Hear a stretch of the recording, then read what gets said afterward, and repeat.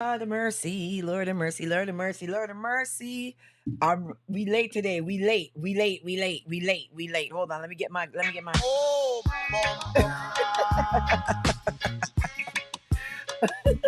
oh, rascal. Boom, ba-dum, ba-dum. What's up, everybody? How's everyone doing? Hopefully, I sound really, really good. Let me double check the sound.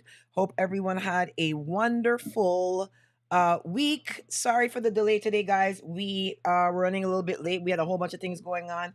Blaxx is a busy person. I'm a busy person. Ricky's a busy person. So you know we gonna have to come when we can. Yeah, let me send the link out, let everybody know that I'm live, because they're probably like, she's not going live tonight, she hasn't started yet. So I know I'm starting very late. My apologies. But we have a very important segment tonight. Let me pull up the chat to see who is there. Coffee Tea, big up yourself. Christina Ixie Bixie, Dwayne Haynes, thank you. Engineer Roger Hines, don't cuss, man, don't cuss, don't cuss, don't cuss. So yeah, let me send the link out for everybody. There's a whole bunch of stuff going on right now. Let me try to make sure. You love the hair. Oh yeah, thank you, Christina. Um, yeah, I'm keeping this one for a little bit longer. This color, because everybody seems to like it. And I guess the texture too. They feel like it's looking very realistic. So we have a very, very, very, very, very important episode today. A lot of things are gonna get discussed. So we want to get into it. I'm gonna get into the Mr. Vegas situation because we need to talk about that. Yeah, we do. There's a lot of discrepancies going on with the Mr. Vegas storyline, and I just want to make a few things clear because hi, Bionic Woman, long time no see. Bryant, real life, bless up. Alex, Jamaica Day, bless up. All right. So tonight we have we're gonna be talking about a few topics. Yeah. So let's get into the Mr. Vegas situation. If you did not know what's happening, and if you could drop your flag for me in the chat, because I want to see where you guys is at. I want to see what's going on. I want to see what it is. If you're on Facebook and you happen to get disconnected, I just found out recently that Facebook is disconnecting when you play copyright material. So because we're reviewing some of the music videos and stuff, Facebook might actually cut the live. So I think it might be best for you to come on the YouTube and see it over there because it doesn't cut on YouTube, right? Now, he life tired. Okay. So for let me give you a quick rundown on what's happening with Mr. Vegas, right? Colette, you ready? Mr. Vegas is in the blog sphere again, if you want to call it, because he chased down this guy that he's saying molested his son and all this stuff is going on. So I kind of want to give a back history on this so that we can understand what transpired. Ricky's coming and Blaxx is coming, so I know they might not want it. They might not have wanted to be here for this particular conversation because of the nature of it. So I'm starting with that topic. Um, Boss lady, Mr. Vegas is Mr. Vegas is a shite. Well, a shite home, right?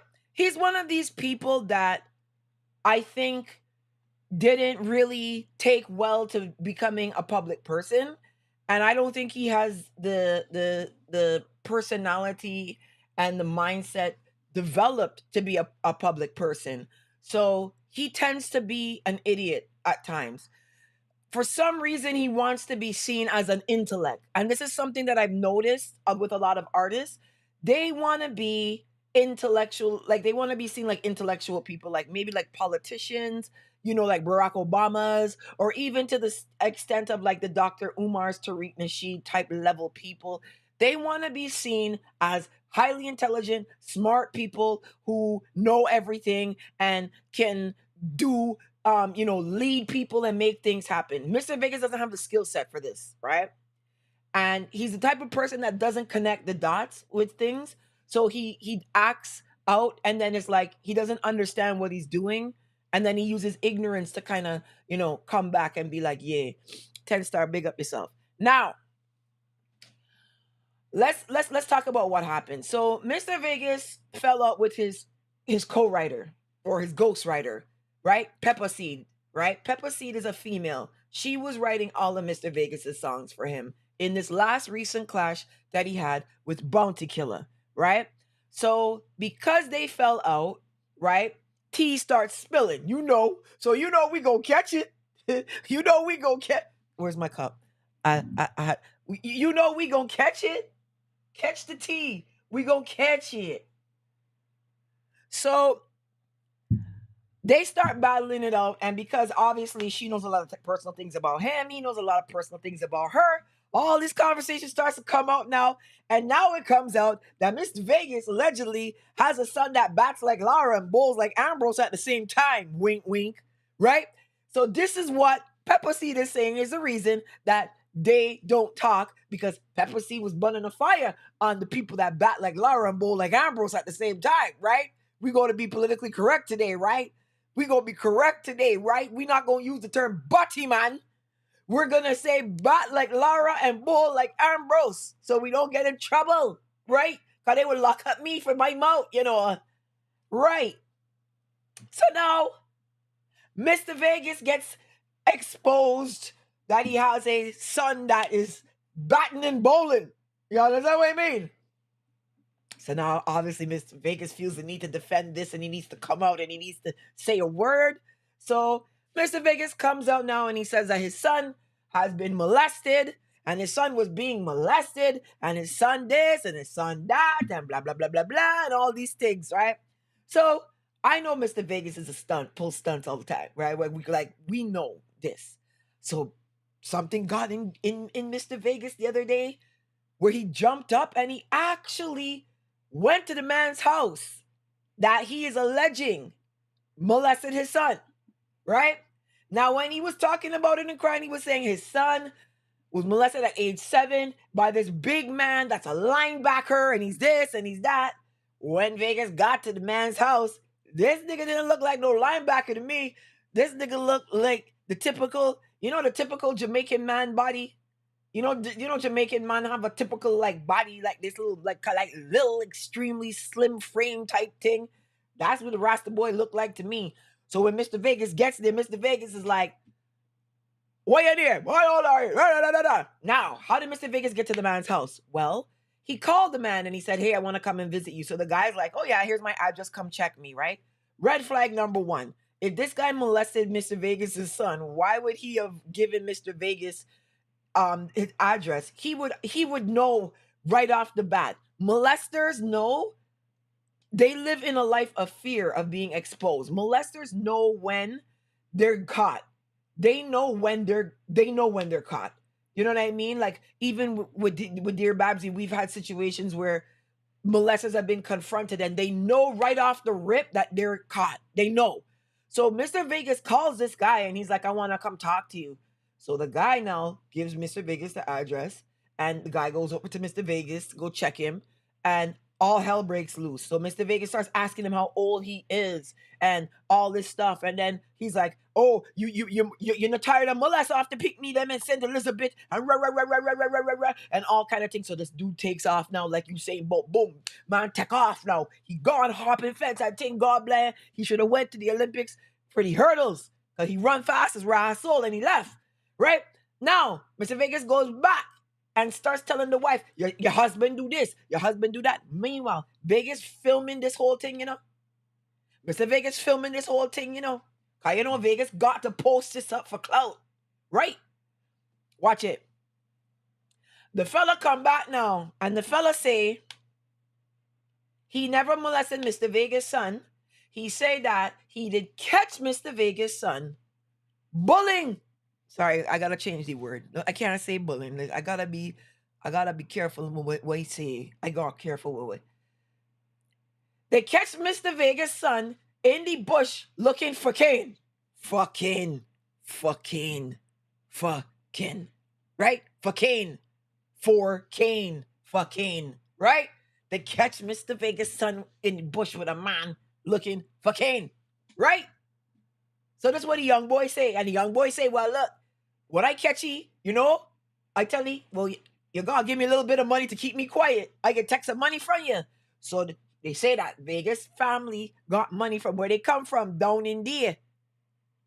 Wait, up in there, right? They say Vegas family got money from up in there, right? So the young boy was bringing money and giving it to the fella that Mr. Vegas come from, right? So he say he never molest nobody and thing. Now, let me give you a little backstory so you can understand a little bit more about what's going on. I don't believe Mr. Vegas. I do not believe Mr. Vegas. I don't believe that Mr. Vegas' son was molested. And I know that might hurt some people who are, survivors and victims of abuse, etc., molestation, etc. I have a hard time believing this story because a lot of it is just not making any sense to me, right? And I'm just gonna keep it real and keep it a buck. It's not making sense. Now, I want to stand back a bit because I'm gonna give you why I have a hard time believing this story. So they said he was getting molested when he was 7. The man he claimed was a big man molesting his son. Come to find out, the man is either 23 or 21 years old. One of the two of them ages, right? Mr. Vegas' son is 19. Mr. Vegas' son is 19. He's not 11 or 12 now. He's 19 years old. Right? So I find it odd that his son is nowhere to be found. So where did the story that he got molested come from? Did it come from him? Because there's allegations that he's living in the psychiatric ward right now, Mr. Vegas' son, that he has mental issues. So where did the story come from that this guy molested his son? It came from somewhere, right? Now, let's break down the timelines. So his son says he was molested at 7, which means the man that's being accused would have either been 9 or 11. So a 9-year-old and an 11-year-old cannot molest a 7-year-old. Because under the age of 12, you cannot commit a crime. Right? So now we got to understand a lot. This is where Vegas struggles. He wants to be a vigilante, but he doesn't understand the rules and the laws, right? This is where he's struggling. So what happens now is, if his son was molested at 7, all the way they said to age 14, so 7 years, this big man that's 2 years older than him is molesting him. This is the allegation, right? The molestation stopped, they said, because he went to America, Mr. Vegas' son, when he was 14, 15 years old, allegedly, right? Now, if he went to America when he was 14, 15 years old, and he's 19, that means he's been in America for 3, 4, 5 years, somewhere within the vicinity. Now, you heard me bring up somebody before, right? Bounty killer. We're going to stem back now a little bit. Follow along with me, So, COVID time in Jamaica, 2020, September. I was in Jamaica.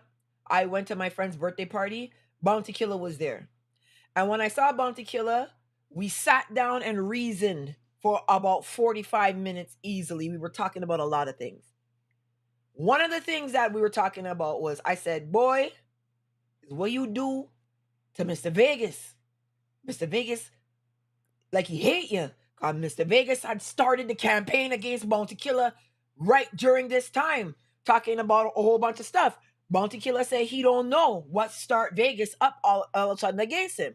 He said he just come out of nowhere and start talking about him and saying, your cat and your dog, right?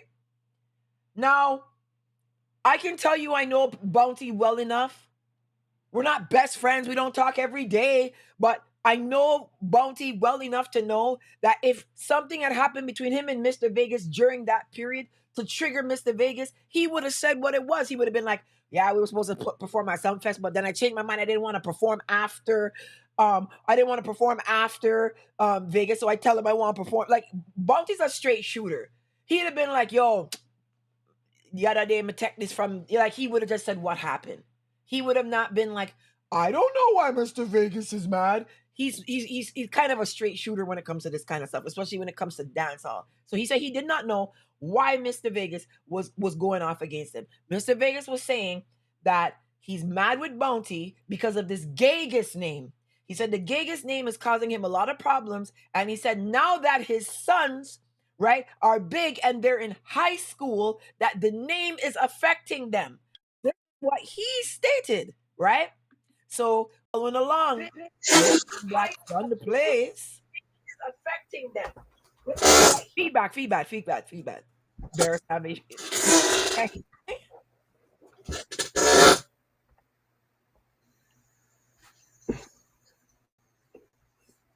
Go out and come back. Figure it. I can hear you now. Okay. Okay, good. Can you hear me?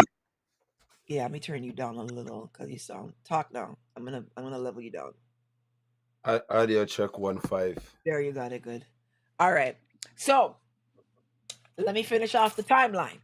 So he said that the Gagus name is causing him problems, and his sons are in high school, and the name is causing his children problems in school because this Gagus name and whatever. Now, the reason I had a problem with that explanation is because he's the one that put up the surveillance video from his house, right? With the little baby running around. So all of a sudden, you weren't concerned about your little baby running around the house on the surveillance video. You weren't concerned about the fact that your baby mama's going to be called a hoe now, and men are going to look at your daughter in the same sexual way, this kind of same way like Kim Kardashian. Nobody really like you're looked at like a whore now, right? You had no problem leaking your house surveillance video, but you are so concerned about your sons being called Gagus and having the name follow them. Here's my belief of what happened. If his son's been in America for 3-4 years, his son came to America, he never really spent time around his son until now. Kind of found out the niglet is batting and bowling, batting like Lara and bowling like Ambrose. He picked up this vibe. And now he's saying, no, hold on. Now he's saying, shit, my little niglet is a buller man. You know what I mean? My niglet is a buller. Immediately he goes into I gotta save myself mode. Because that's how he thinks. So he starts attacking Bounty, right? Because he knows my nickname is Gagus. If my son is a bulla man, I'm done. Because they've accused me of being gay for years. And now my son is batting like Lara and bowling like Ambrose. I'm fucked. So he comes for Bounty right away. The timelines are too close. I'm Sherlock Holmes. When it comes to certain things, the timelines are too close. You just out of random start attacking Bounty Killer and Gagus is the problem? You're saying that this name is a problem for me? And I like that's where it came from. His son came up there and he picked up the vibe that this is what it is. Now his son is 19 years old. He's a man, so he can't tell him nothing. So when Pepper Seed starts spilling the tea, hold on, Blaxx, get the cup. Spilling the tea, right? When Pepper Seed starts spilling the tea and saying Vegas got a little niglet that's batting like Lara and bowling like Ambrose. He knows now he has to go into a mode of giving a narrative. So now what he wants to say is, my son was molested when he was young, which is why he's batting like Lara and bowling like Ambrose now, and we trying to get him help. This is where this whole storyline is coming from. This is where this is coming from. He needs an excuse and a reason to explain why he has a niglet batting like Lara and bowling like Ambrose. Tell me if this makes sense. Vegas was a good artist. He had his couple of wars, like I guess him and Bunty. Yeah. And then this whole thing happened with the surveillance tape, right? Right. personally, I feel the girl broke his heart. Even though it was his brethren's girl that he took up, right? Right, And his right. brethren goofy gal when him tech up, right? He thought it couldn't happen to him. I've seen it a million times. She does it to them. She won't do it to me. When all of that happened, out of like anger, he went and posted everything. I Right, don't think he felt the sympathy that he thought he should have felt. right. And I feel like ever since that all happened, Yeah, he been on a downward spiral yeah. trying to get people to look at him as a victim and kind of feel sorry for Right. him. So now this is where to me where Bunty comes into the play. He tries to bring up a lot of stupid shit with Bunty Killer where he's hoping the reaction is gonna be, oh my god, how could this ever be? We're not dealing with Bunty. But every time he tries it, it doesn't work. And Right. because it doesn't work, I feel like it chips his Him even brain more. and then he tries to find something else and just keep going and keep going and keep because he's tore to me, he kind of tore down his like I wouldn't say reputation, but Like, but yeah, people do not look at Vegas the same. right, right. And he's So panicking now because his niglet is batting like Lara and bowling like Ambrose. So he's like, when this comes out, I'm done. It's a wrap. It's again, he's trying to play the victim role. Like something happened why this is happening. Not because he was in the States and going to every pride party when you weren't there, right? When all these things are not that. It has to be somebody's doing this to him and doing this to me, and there has to be no, he didn't. He just wants to be a victim. So I encourage Dancehall, give Victor Vegas his 1 month of being a victim. Everybody say we feel sorry for you, but you're not doing that. no. You know what he did? He did something. He's done two very reckless things that he should actually be charged for. The first thing is trying to stick this pedophile name on Bounty Killer. First and foremost, right? You have a birth certificate with Bounty Killer's name and birth date and the alleged mother's name and birth date, right? Her birthday is showing that she would have been 15 at the time and Bounty would have been 20 at the time. This is the only piece of evidence he's ever come forth, right? With now, that does not make Bounty Killer a pedophile. That would make No. him in a situation of statutory rape. Pedophiles are people who their primary sexual attraction is to children who have not reached the age of puberty.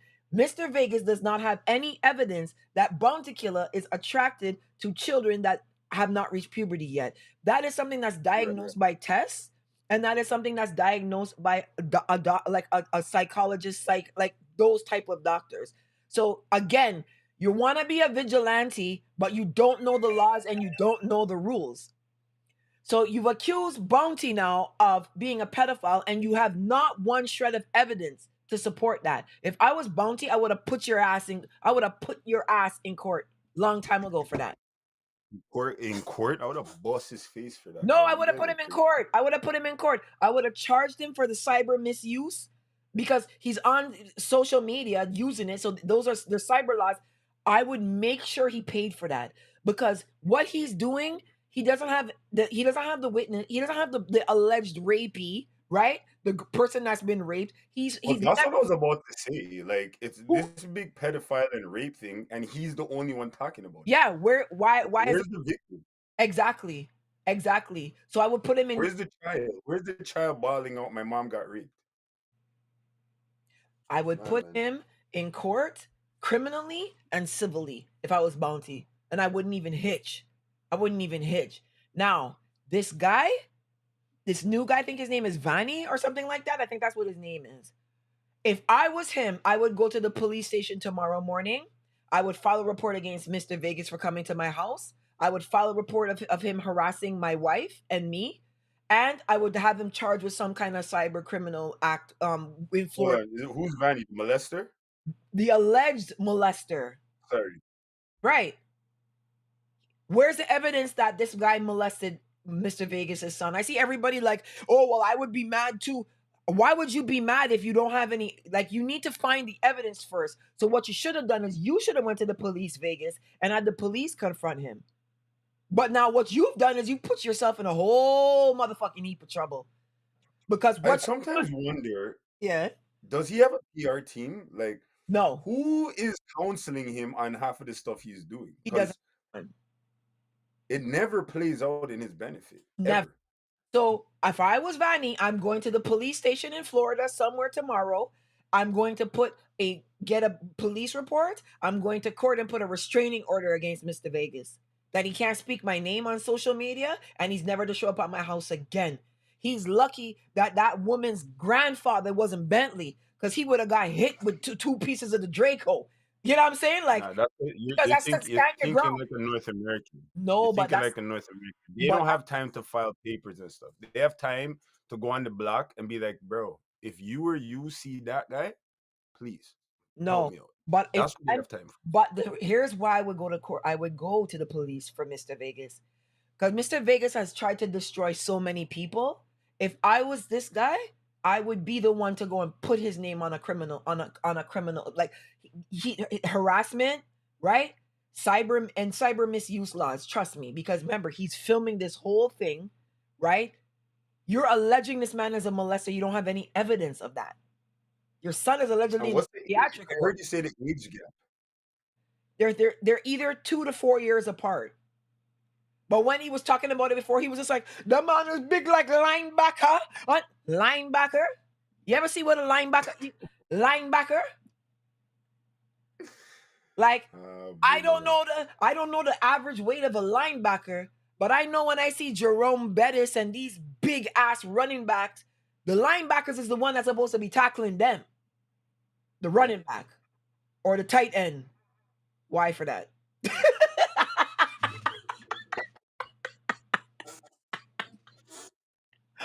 Yo!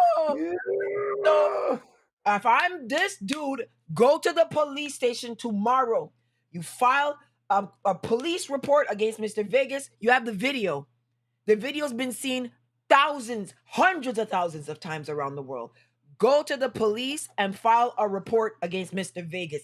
Take that But report if you see and file a if the guy sees this live, maybe he should take Babsy's advice, but he should take my advice and he should build his own video.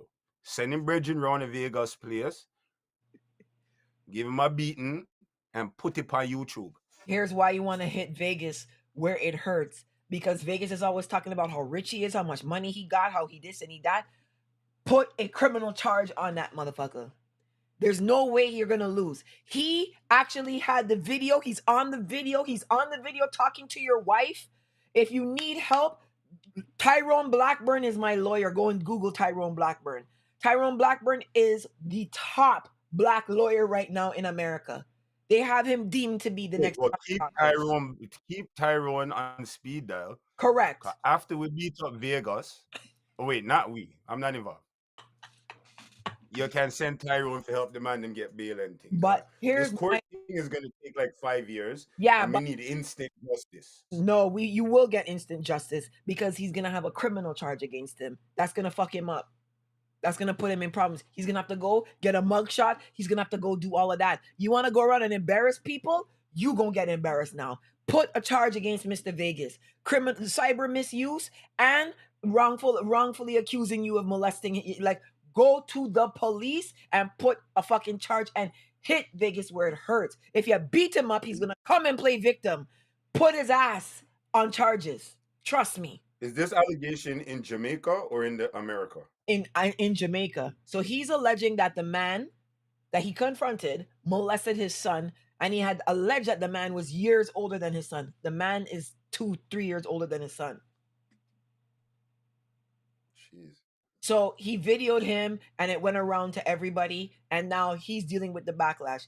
Go put a police report. When you get the police report, go to court, get a restraining order put against him. You're in stand your ground, Florida. If that nigga steps 100 feet of your house, blow his head off. We need Tyrone for these kind of things. Well, that's what I'm saying. Tyrone represents the victim in the Nicki Minaj and her husband, the petty dudes case. So he represents that victim. He represents the victims in the T.I. and Tiny case. So this is actually his ex, like he's not no joke, nigga. And because Mr. Vegas came out and bun me out and talked about he glad my mother dead and all kind of thing on a video, Tyrone's sitting and waiting on him. So this Vanny dude, you don't even have to come up out of pocket up front. Vegas, Tyrone will deal with this pro bono for you, cause he's fucked around. You know, I kind of feel sorry again for that Vanny guy too, because you said he made a video with the wife or talking to the wife or something. Vegas did a video confronting him. So he rolled up to his house, and then he was like, "Yo, yo, yo, you're not tired of molest off the picnic? Them I sent Elizabeth and so the nigga's like, what? So the nigga's like, boom, gone, take off, run. Vegas is chasing him with the video. Nigga hop the fence and shit. So you know Vegas can't hop no fence because he ain't agile like that. You know what I mean? So then he went back to the wife and he's like, Mr. Vegas, your husband, you need to divorce him now. And he's this and he's that on video. And he did it and then he put it on. But I don't like that because now he's causing woolly for problem. Like this is what I'm saying. We got him right where he needs to be got. This Vanny dude needs to fuck Vegas up his ass right now. And shut his ass up. Why? Come on, guys. Come on. Why? Oh, We're promoting Ronnie. oh, rascal. So now this guy is being seen as a shut up, guys. I'll go. Now this guy's being seen as a pedophile, molester. I don't like that. That's defamation Just of actively character. going around mashing up everybody's life because yours get mashed up. So now I say civil court, civil suit, defamation of character and slander, criminal charges. Put that like I'm going to the police tomorrow. Keep leaving out the beating, and I don't know why. No, because then if he gets beat up, he's gonna come on the video and play victim. That's gonna roll right into his storyline. He's gonna say, "Me just I try to defend my son." Hold on, I forget the voice. Me just I try to defend my son, and the boy come beat me up with him friend them and bomba class, sir. Yo, me a artist, and me no know why them a deal with me them way. Jah know, sir. Yo, people them, you know, say, me have a hard time in a dancehall. That's exactly what he wants. We don't want that, bro. And I don't think, like, I don't know if people have been in that position, but like, I haven't been in that position, but I do know of somebody in America. Was before the Olympics or the playoffs or something. Yo, talk about wrong place, wrong time. Mhm. The guy's in a spot, and the police must come raid the place, talking about the man them are human trafficking and selling prostitutes and everything. Oh my god. Remember, the man got booked. He went to the police station. The story dropped the next morning on USA Today. Right. He's on the front page, Right. right? And then, like, you see, by the next week, everything for him was dropped because he wasn't involved in nothing. But you see, by the time that happened, Yeah. this guy's a teacher at a school. He's in the church. Yo, he's married with kids. The whole thing mash up within a week. And then when they say that he's innocent, Yeah. it's in like the 5th page bottom corner of the paper. And like his That- whole reputation is This is what mash I'm up. saying. He has to literally go around and start explaining himself. So This that's the only sad part about it with an allegation like that. Like if it's really not true and Yeah. there's like you're fishing for like sympathy, that's not the way to do it. And fun and joke aside, whether you beat him up or bring him to court, something actually should be done. Bring him to court, charge him, do all that, and then beat him up after. You get the money from defamation of I was character. just about to ask, like after the court's done, Yeah, bust his ass. him can still get beat. Yeah, beaten. All right, I have to tell my friend them that for future reference. You're so stupid. I didn't even think about that. After court's done, Yeah. Whoop his ass. Kid Chronic, what's up? He's hailing you up too, Blaxx. Whoop his ass. Whoop his ass. After. Chronic, big up yourself. Because if you hit Vegas where it hurts, defamation of character, you can easily sue him for $500,000 for that.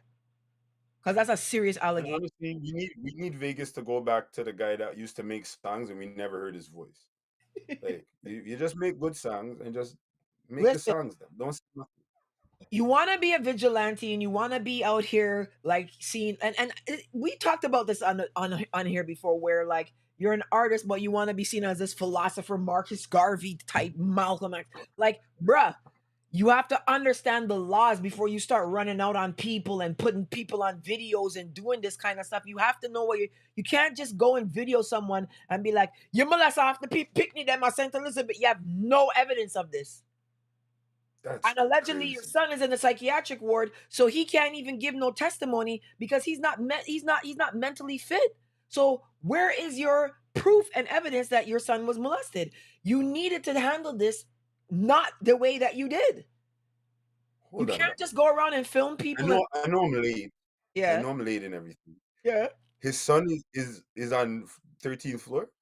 That's what they're claiming, right? Because he's So 19. where did this story come from? This is what I'm saying. So when I see everybody's like, if I would beat him too, I would run down the molester too. You don't know if this guy molested his son. You have no clue. It is alleged. You can't just go and beat up people. Now, it would be different if this guy was actually physically caught on top of the kid, ran away, fled to America, you tracked him down, and you confronted him. That would have been different. That's not what happened. That's not what's happening. This nigga said he caught him and another nigga in the bush. And when he caught them, he started to extort them. He was just like, okay, so yo, you gotta have to bring some money for me. You know what I mean? I need some bag. No, wait. Who caught who in the bush and extorted them? So the alleged molester caught Vegas's son allegedly in the bush with another niglet. So he was like, yo, your daddy got money. Who found this out? Who found that out? This is what the alleged molester is saying now.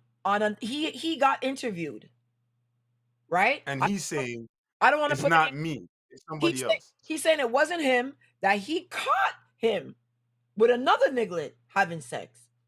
And to keep him quiet, he extorted Vegas's niglet. The Vanny guy. Yeah. So when Vegas Yeah, no, called you're him, right. The guy's batting and bowling, bro. so when Vegas called him, he thought that Vegas was coming to come ask him about all the money and or like he didn't think that that's what Vegas was coming on. So this is what I'm trying to tell you. Vegas needs this molestation story, because when it comes out that his niglet is batting like Lara and bowling like Ambrose, he's gonna be. I changed my argument. molestation. No, I changed my argument. Forget the court. You have to beat him up, guy. Bro, Vegas is not good. No. If this goes to court, they're gonna say he's not all there, bro. A man caught your son in the bush with a man, and you're accusing that man, the extorter, the hescator, you're accusing him of being with your son when he Right. fully caught your son with next man. Right. Trust me, that girl mashed up Vegas, bro. I'm telling you. Listen. So right I now, want to see that girl in real life. I know her. That's my virgin. I know her. Yeah, yo, boom, you need to bring it to Love and Reggae on the 26th. But You need yo, to tell her to come up. I want to see this girl. She done the man's head back, bro. listen. She's gorgeous. Yeah. I mean, she looked good in the video. I mean, surveillance, but that's it. Blaxx. I'm just saying. I need a voice for you She now. look good. I have another voice. I don't know what other voice am I gonna try? Oh man. Blaxx. Oh gosh. Listen to me, I'm gonna tell you something. No, it's a megaphone. It's a megaphone. Listen. Blaxx down the place. Come forward to the front stage, please. We have your ID. No, but like, I just feel like you shouldn't be running around out here putting people's name in. Like, you're accusing someone of something serious. You have a zit. Oh no, you've never had a zit in your life. Someone kiss you on your forehead. It's all the running up and down on the Beres Hammond stage. But anyways, Let's get so, folks. That's where I stand on the Mr. Vegas situation. I don't believe him. I think he's capping 110%. And we're gonna follow the story for you. Babsy's gonna stay on top of it. Vanny, if you need help, link me. Tyrone will help you because Mr. Vegas came out talking about he don't give a fuck about my mom dying and all kind of shit. So you know I got heat for these niggas. I always play back and sit back in the cut and wait for their ass. You know you was gonna get booked. We would put you to the ground. You need evidence about Bounty being a pedophile. You need evidence of this man molesting. You can't just run out and do these things.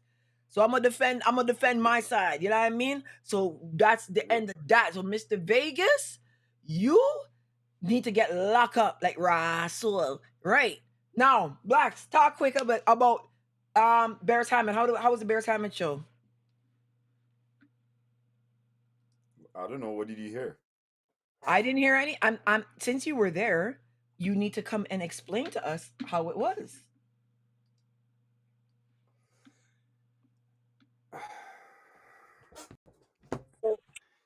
The show was very good.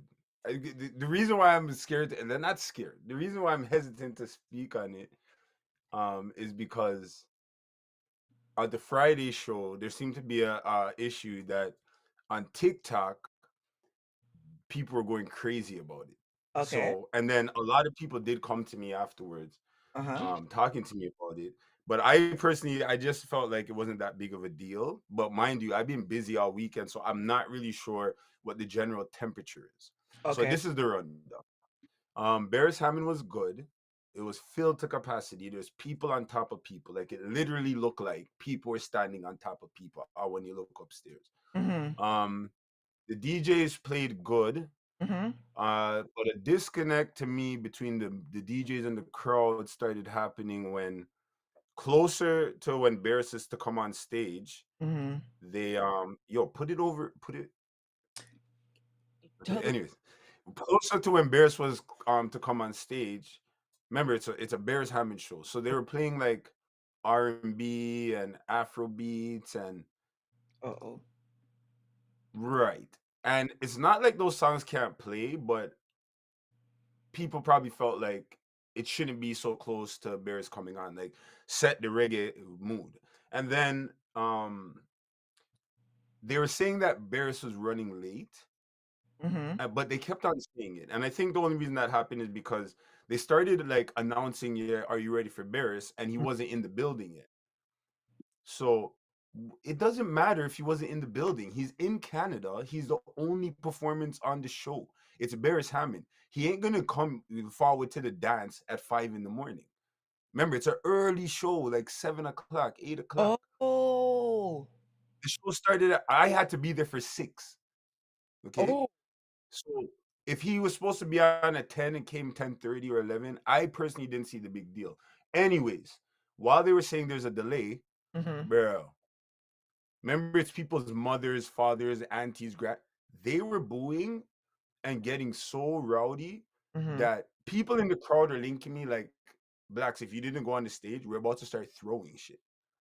Wow. So in the middle of all the booze, and because they want to hear Beres now, and now the DJs that are coming on isn't playing what they want to play. Not saying they're not playing good, it's just not what they want to hear. Right. So in the middle of all the melee, 'cause I've been there before. Kingston Fest, Mavado, like I've been there before. So I just went on the stage. I took the mic from one of the MCs and Miss everybody just relax. Like you paid your money and it's big money for Beres. So you're not leaving. And Mm-hmm. Beres is here. So just relax. And then we start juggle out some songs. But to get them back going, a man did play Taliban Mm-hmm. and Drift. And Mm-hmm. so people were like complaining about that, but I didn't see the big deal. I thought the vibe was good aside from the booing, and Beres had an excellent show. Mm-hmm. Very energetic. The crowd really responded well to almost all the songs. And Right. then day two was an earlier show. Mm-hmm. They probably did about 3,000. It wasn't capacity, but it was full. So I'll Okay. say they did about 25 to 3,000. And the only difference is that to me that crowd wasn't as energetic and Mm-hmm. exciting as the one the night before. But he came out and did his thing, and I thought it was a good show. I thought it was a good show. I big up White Boy and Voodoo and musical niceness, cause Yeah. it's been a long time. Me personally, we have a show in Toronto because I never had no opening acts or anything. Yeah, So yeah, they yeah. had the show, the DJs play, artist comes on, and the band came on. They did something for like 15 minutes for the crowd. Everybody was home by midnight. I believe you were home, nice and neat. Everything was comfortable. So Exactly, I right? don't know. I thought it was a good show, Yeah. and yeah. No, good. Well, that's not, what's nothing wrong with that feedback. Come on, man. You did good. People can't be upset If about you saw how they were going on TikTok, you would have been like, "What happened?" bruh. Listen, people always make things into a bigger deal than they should, right? Like I that's agree, they always kind of over exaggerate things. So and that was my whole point because a couple people were like, "Maybe this guy shouldn't have did this." I said, "Bro, it's not even that big of a deal. Like, he was 20 minutes late, but who mm, cares? Like, he came, he performed, everybody left on time. Like, it was fine. Like, and it's not like they left on time because he shortchanged the crowd. You right. got probably almost like 2 hours of Beres Hammond, bro. Trust me. No, I hear that. No, you know what? It's crazy to me because like it seems like people complain all the time after every event. It doesn't matter how like big the event could have been and how great the event could have gone. They're just gonna complain anyways and be like, "Well, I had to walk far from parking, and I had to do this, and I had to do that," and like it's like they're always complaining, you know? Only at the Caribbean. Yeah, well, that's true. That's true. Only at the Caribbean shows. Yeah, Ricky's You know, see Busta Rhymes and 50 Cent last night. I talk out half the show backstage. Them attack and attack and attack, and you don't hear nobody complain. 50 Cent was great. You didn't hear one person say nothing about nothing. trust me. Listen, um, Ricky's trying to call in, but for some reason, this whole thing is just frozen on me right now. I'm waiting for it to. I can't even add him because it's not letting me add him, but it's still At the running. new sound. Uh, I'm At the looking. new sound. Yeah, no, it's running on YouTube, but it's not running. Like I don't understand what the hell is going on. I don't understand. Ricky, one sec, my dear. Hold on. Hold on. Hold on. Hold on. Guys, pray for me because I don't know how this is gonna go. How Kid Chronic said, man said grandma. No, real stuff. At Bears, people brought out their families, bro. They brought out their parents in laws. What ended up happening with that show, enough people bought tickets for like their parents and their aunties and their grandparents. I And heard? then they turned around and buy tickets for themselves because they realized everybody was going. Wow. Ricky, give me one sec. I'm gonna try to figure this out. But so what else what other events did you have on the weekend besides Barris? So would you say Barris was a success though? Yes, yes, yes, yes, yes.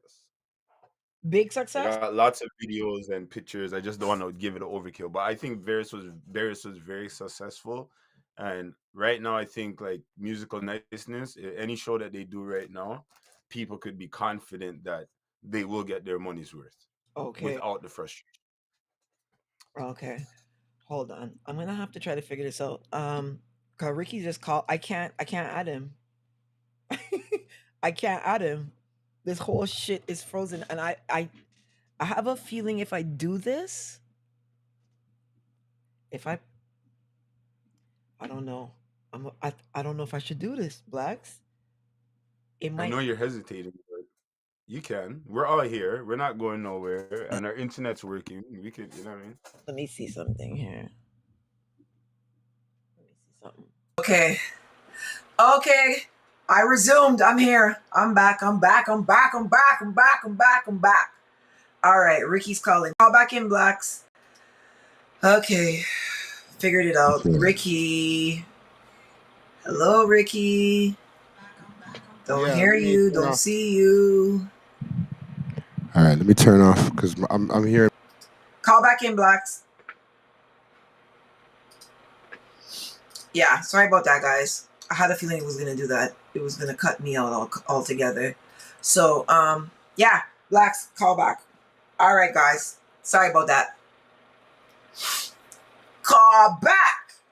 Now I know why that happened, and I'm not gonna touch nothing ever again on this thing. I don't know what the hell that happened right there.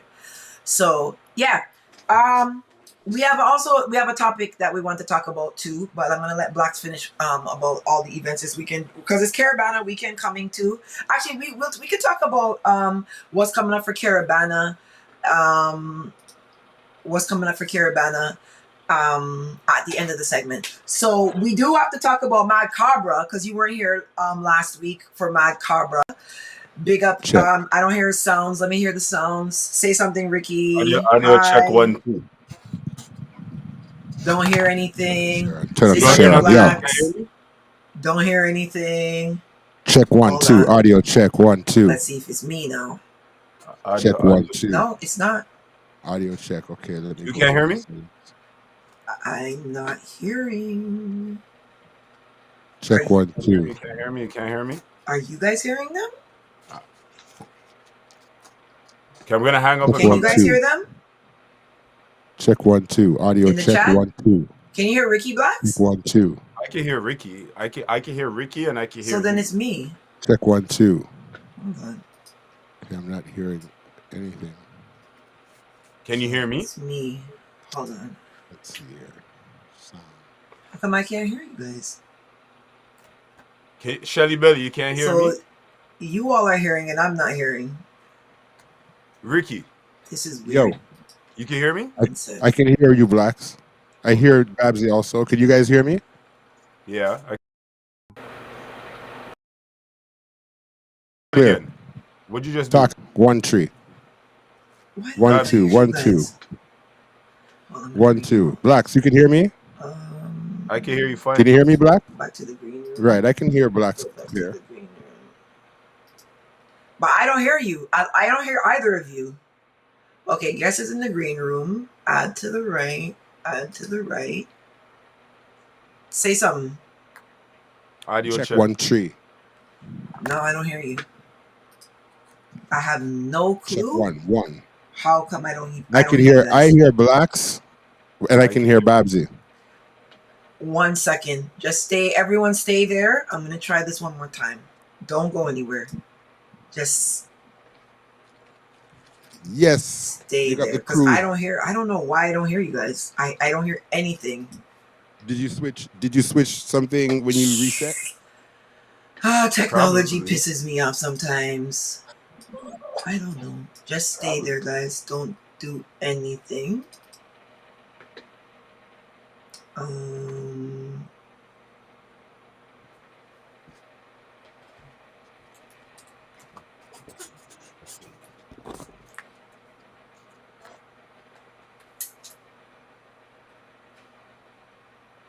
Do another What kind reset. of phone that, Ricky? Ricky, you really Samsung. company people like with BlackBerry boom? Bro, this is the S22 Ultra, bro. This is the tougher notch top down, yeah. You're crazy, man. Watch out. This for the people that may not work for Samsung neither, you know, but this is the note, bro. It doesn't see it. Style thing.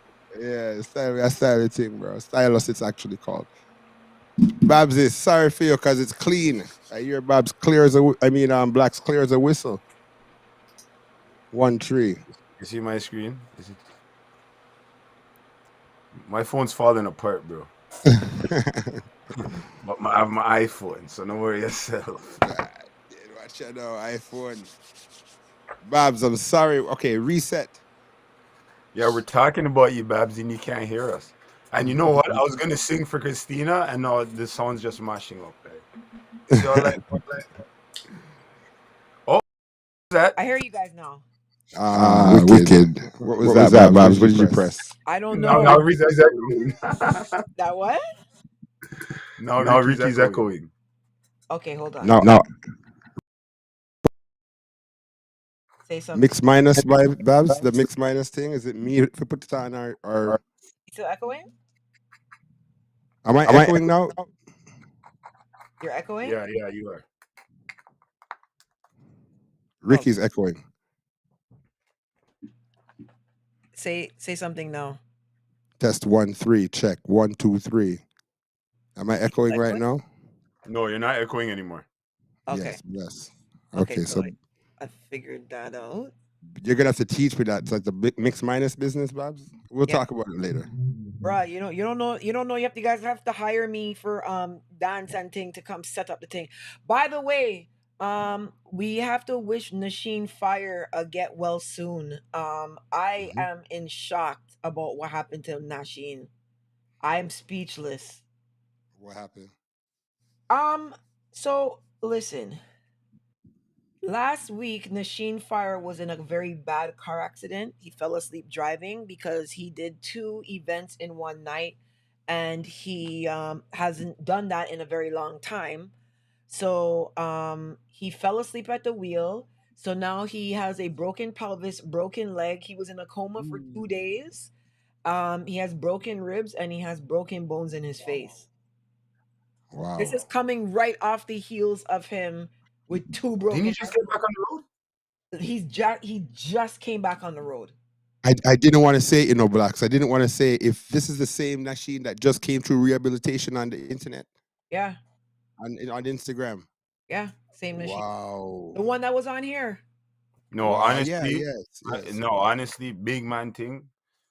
I'm calling my mom to pray for this guy because, bro, what the fuck?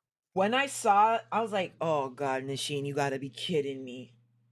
I Coma. can't believe you just said that right now, man. You're giving me chills right now. I can't Yeah, believe that. The man just got back on his feet, guy. bruh. Yeah, he was on the show where they still sound healthy. He's talking about getting back good again, and yeah, Yeah, remember? He was right. here. He was here with us even through the cargo clash with me, Blaxx. He was here. I know. And Yes. So Jimmy Spliff. All of us. Nasheen, yo, get well, Nasheen. Now, yo, he has to hear this, bro. Get well, get off the road, just stay home. Like I swear to God, there's like it's just injury proof. It feels like I don't even want to say it like that, but I mean, how could something like that happen? A year You to the know, day that he got. a uh, year to the day. yeah, a year to the day. I don't know if you should fear the day or play lotto. Like I don't even know. A year to the day. Oh my Nasheen, god, man. fucking kidding me. Wow. Yeah. Coma. That's what that's the worst part there. When someone's in a coma, you don't know if they're ever going to Yeah, come out of it. it is.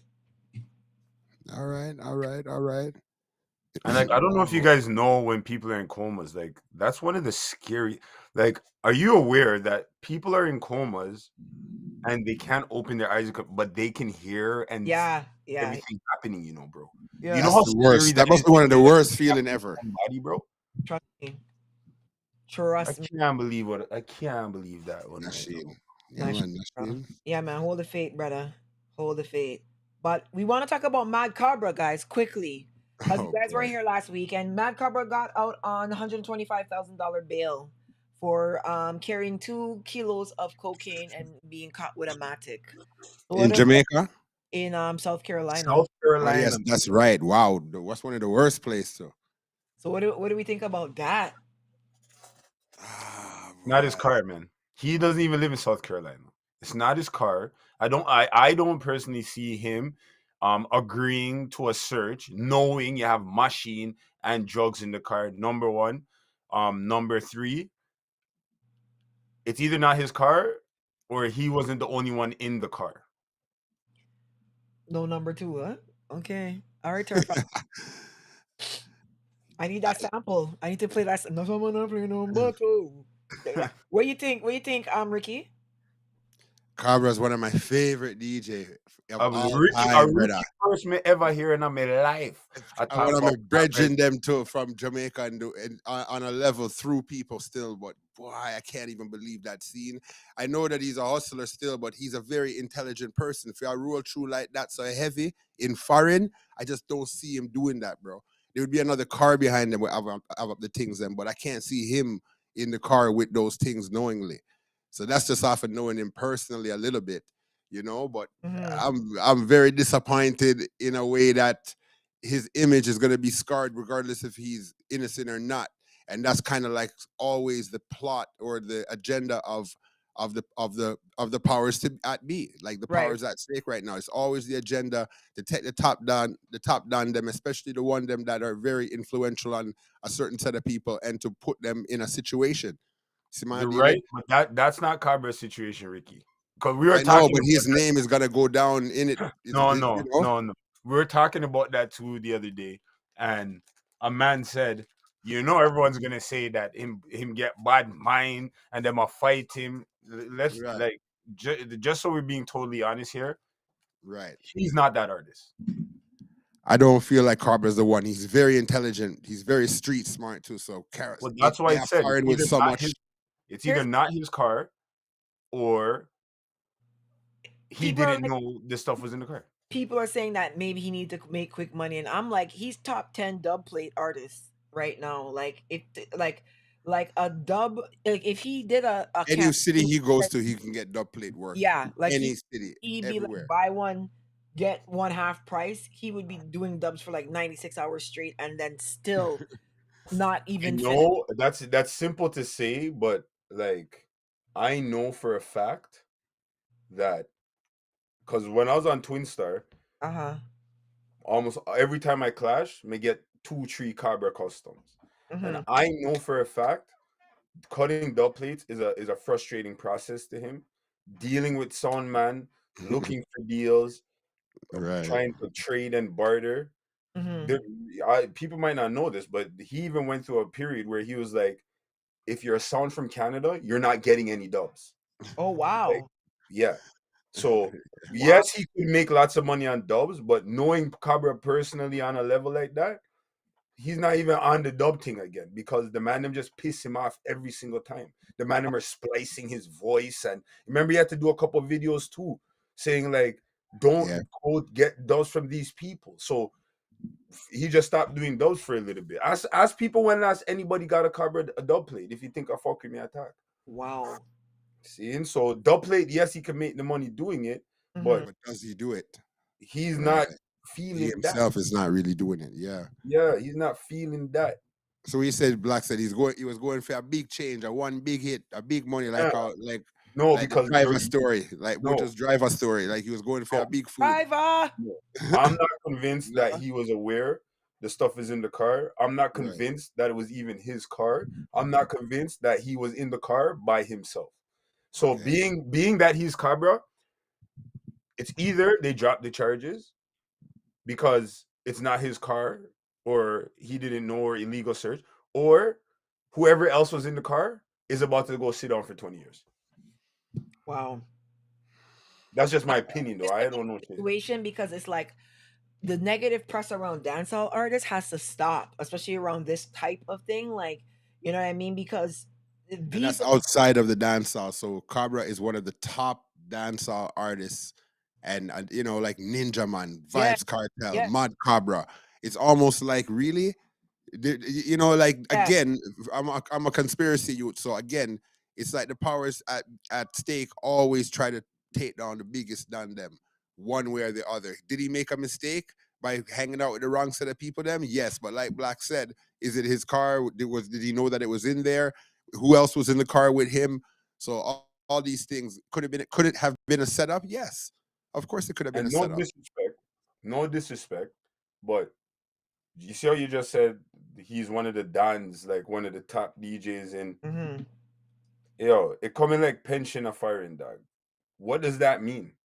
That doesn't mean he has any money put on anywhere. That doesn't mean he has $1 million anywhere.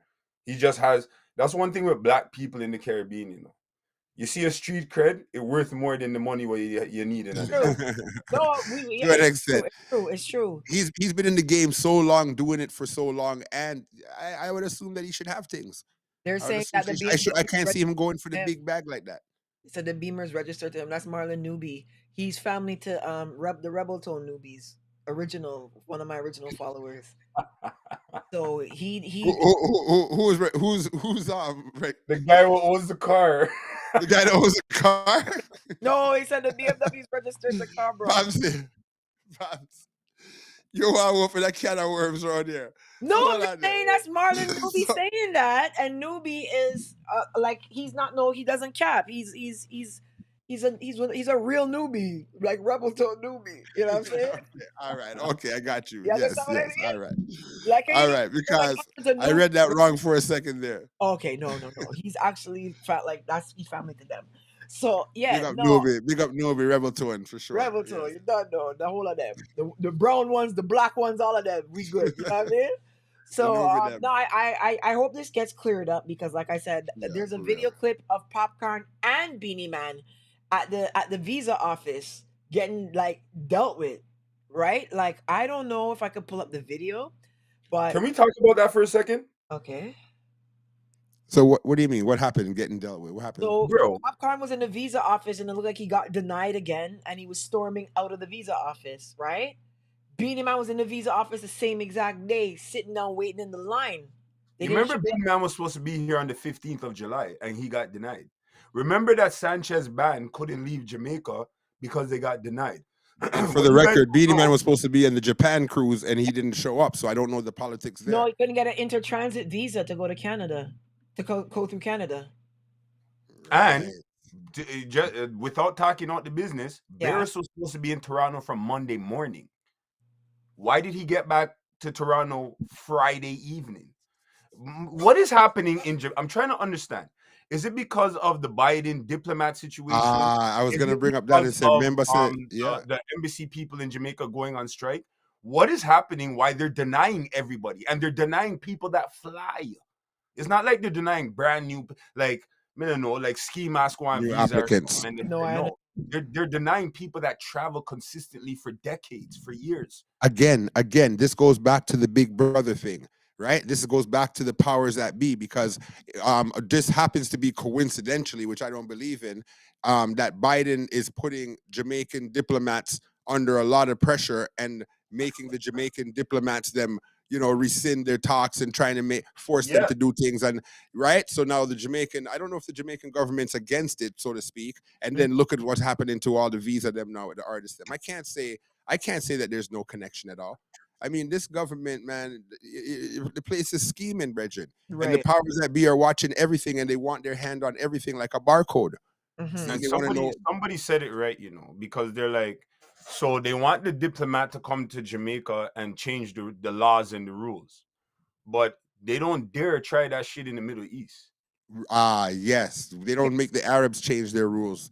You understand? Look what they did to the Haitians, turn back the Haitians them. Right? Look how they're handling them. And now Canada's following suit with the Somalian situation. Like, man, But this now the place little need to fix small it. island them say we're not doing that either, and now it's a big problem. Remember, the U.S. diplomats, when their thing runs out, they have to leave. Right. So, like, are they? Is this a thing that's happening right now for people from Jamaica, or is this a backlash? Because the storyline is the embassy is backed up. So, Nah, man, because they're of the punishing backlash, Jamaica through Biden. I think they're punishing Jamaican through Biden, and we all know that Jamaican entertainment is like the music is probably the number one export out of Jamaica worldwide, and it's not what's the word I'm looking for? It's not if the Jamaican government has not embraced it as such and put some real legislation to Jamaican music, and it's one of its if it's probably our top export. Do you want to know what I think? Mm-hmm. I think that Jamaicans are being rejected from coming to North America for two reasons. One, because of BRICS, right? So the Brazil, Russia situation where they're all going to have their own currency, right? Okay, Because you got it Jamaica's, deep. Okay. hold on. So because Yeah. Jamaica's so aligned with China right now, there and I believe that Jamaica is going to be invaded by China within the next 10 years and is going to be the first republic of China in the Caribbean. And the why reason are I they believe doing that that? is because China owns the main port in Kingston, shipping port, right? They own it or they use it, They own it. And and the they own the highway. highway too. And the new highway. Now, Mexico runs Norman Manley Airport and Sangsters Airport. Jamaica does not have any control over the airport. So the only two ways you can get in Jamaica right now is by plane or by boat. You can't drive there. Chinese own one of the entrances, the Mexicans own the other. That Again, to big me brother. is symbolic of an invasion because China is 1 billion people. If they want to send 10 million prostitutes to blow up Jamaica, Jamaica's 3 million people. You can't stop them. They own the port. They're coming in. Now all of a sudden you're sending your defense to Haiti. Why are you sending your soldiers to Haiti? Because your army has to be weakened for when China comes in. So I think that the restrictions for visas is because the world knows Jamaica's going to be invaded. And they don't want That's them. a new theory. Okay, yes. They don't yes, want we them hear you. coming into the country. Like, they don't want them coming into the country, so they're just restricting everybody from now because China is going to invade Jamaica. Because remember, Hold nobody on. needs a visa anymore. Michael Lee Chin is dumping his money, right? Andrew Holness is trying to buffer up his salary because he got to get the fuck up out of there. He got to get the fuck. Jamaica's under attack, and I don't think they understand. Why is Michael Lee Chin dumping his stock? Why is Andrew Holness trying to buffer his salary so high? Right? Like, this is deep stuff. You know what I mean? Well, I did notice that I thought was very weird. Yeah. Remember, the Vinci them don't need visa again. How long did that last? 10 years? 15 years? Who don't need visa? Who? No, everybody. I'm trying to half catch the focus. Caribbean does not need a visa to leave anymore to Yeah. come to Canada and America, Yeah. but Jamaica does. Yeah. So there's an invasion that's going to happen. China's going to invade Jamaica, and Jamaica is going to be the first Chinese republic in the Caribbean. If China goes to invade Jamaica, who's going to defend Jamaica? Which other outside of Jamaica country has financial interest? Oh, I'm to you, man. Eh? God's always say, my youth. God's not your ass. Invade Jamaica. Yeah, you You fucking. Yo, And if we need listen. help, we are link with bridging them on the gully side. I want to some man. You asshole. Listen, man, Babbzy, you went deep on that analogy still, okay? So you went deep, but big up America I think will defend that a bit. Still No. seeing, because they're not gonna lose that financial foothold in the tourism, etc. No, they're not, because of BRICS. China is, so Jamaica's aligned with China. Right. Because of the owning of, so the US won't want nothing to do, like, they will not fuck with Jamaica because China owns their port. But America still owns most of Jamaica's agriculture, though. So I mean, it's still a big part of the thing. What, the port? A lot of I know the port is the biggest entrance and entrance, but the actual agriculture, sugarcane, and all these things, the oranges and stuff. But what good? There's a big financial zero interest. minus 0 plus 0. What good is having the agriculture if it can't left the people them place? But I'm just trying to say, America has went to war for less, and they have financial interest in Jamaica. There's money there for them, and if they lose that money, it's going to cause war. Them island and place and country. No, they're defending nothing. They're fighting over for other people's land, all wagwan. No. Right. They're fighting for everyone else, someone else's land still, at the end of the day. Right. No, you're right. It's just, I don't think that they care that much about anything to do with that people. No. Well, I mean, military strategic, having China in that strategic position is also a problem for America. Definitely. You see what I'm saying? So close to America right there, and so close to South America. So these things, but Babbzy went deep on it still. You touched the Biden part with the embassies and the denying of the visas. And then when you're gone to this next level here now, China invading Jamaica in 10 years. Yeah. Right? Yeah. It would be that would be part of a bigger war. I think, the Ukraine and Russia war stretch out or something, but I think that'd be part of a bigger war still. Big up the chat. They were kind of going, I see them talking about the Cobra thing and stuff. Better. This is a very wise society around here. But big up yourself. They must say, why was Cobra speeding? I saw somebody say the speed limit in South Carolina is 70. Yeah. So why was he speeding? I forgot who said that. See, and big up Christina with the lavender Samsung, because you don't know the Samsung phone run things. But anyways, yeah. There's a lot going on, and like, as much as I'm the Caribbean governor, so I gotta know everything, you know what I'm saying? I can't be slipping on the facts, so I gotta know what's up. But yeah, I think there's gonna be a war in Jamaica soon, and we won't go any deeper into that because we don't want to get the suck your mothers and all that today. We're not here for that today. You get to Vegas already, I heard some of that. Hey. You get to him already still. Yo, big up Marlon. Yeah.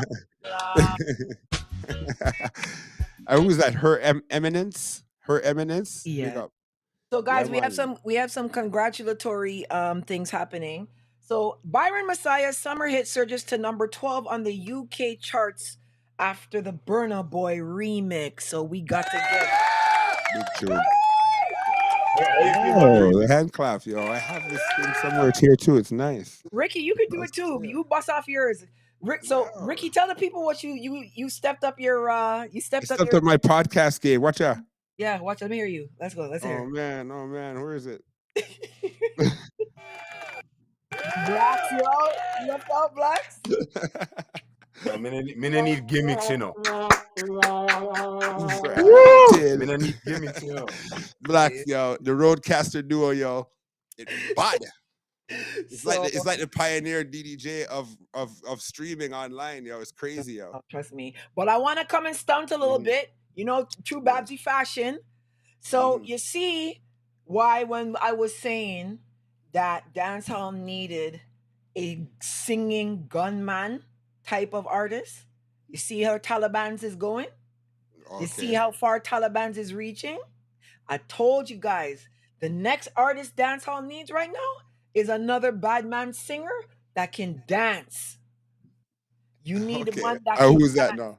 I don't know. But you need bad one man singer that you could need dance. a Chris Brown, Justin Bieber type dancehall bad man singer now. You need a singer. TJ.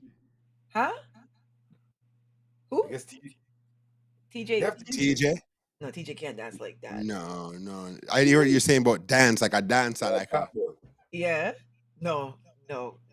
ding dong. No, ding dong. Ding dong is kind of dancerish, but kind of bad manish, kind of gimmicks, kind of. No, you need a Sarani. Yeah. Bad mind pussy world, let me tell you this. No. So you see, I was like, so you're bad from. You need another Mavado type nowadays. Mavado that can dance. If you could get a Mavado that can dance. But why they have to dance? Because dancing thing is big, bro. Exactly. Big. You can't just come out and not dance. Now you need to dance. Oh man, Blaxx, it is big. You be dancing when you're selecting. So why you have an issue all of a sudden now? I don't have an issue. I just like you to keep everything at the level that they're at. You sound like you saying dancing was big. You sound like you saying dancing was big with Elephant Man and Ding Dong, and you had a bunch of people voice mail. You had a bunch of people singing dancing songs. Right now, you have one person that's Ding Dong, and then you have 1 and 2 people every so often dropping a song. Dancing is not big. We just have one. What I seen in Europe, like Spain and stuff, they've even taken it to the next level where they're like, where people are quitting their full-time job, women, and opening dance hall classes where they're teaching the dancing thing. And you see the Elephant Man tune them and the what the Beenie Man song, Chaka Chaka Chaka Move and all these things. Yeah. Those songs are like 90s music to the dancers.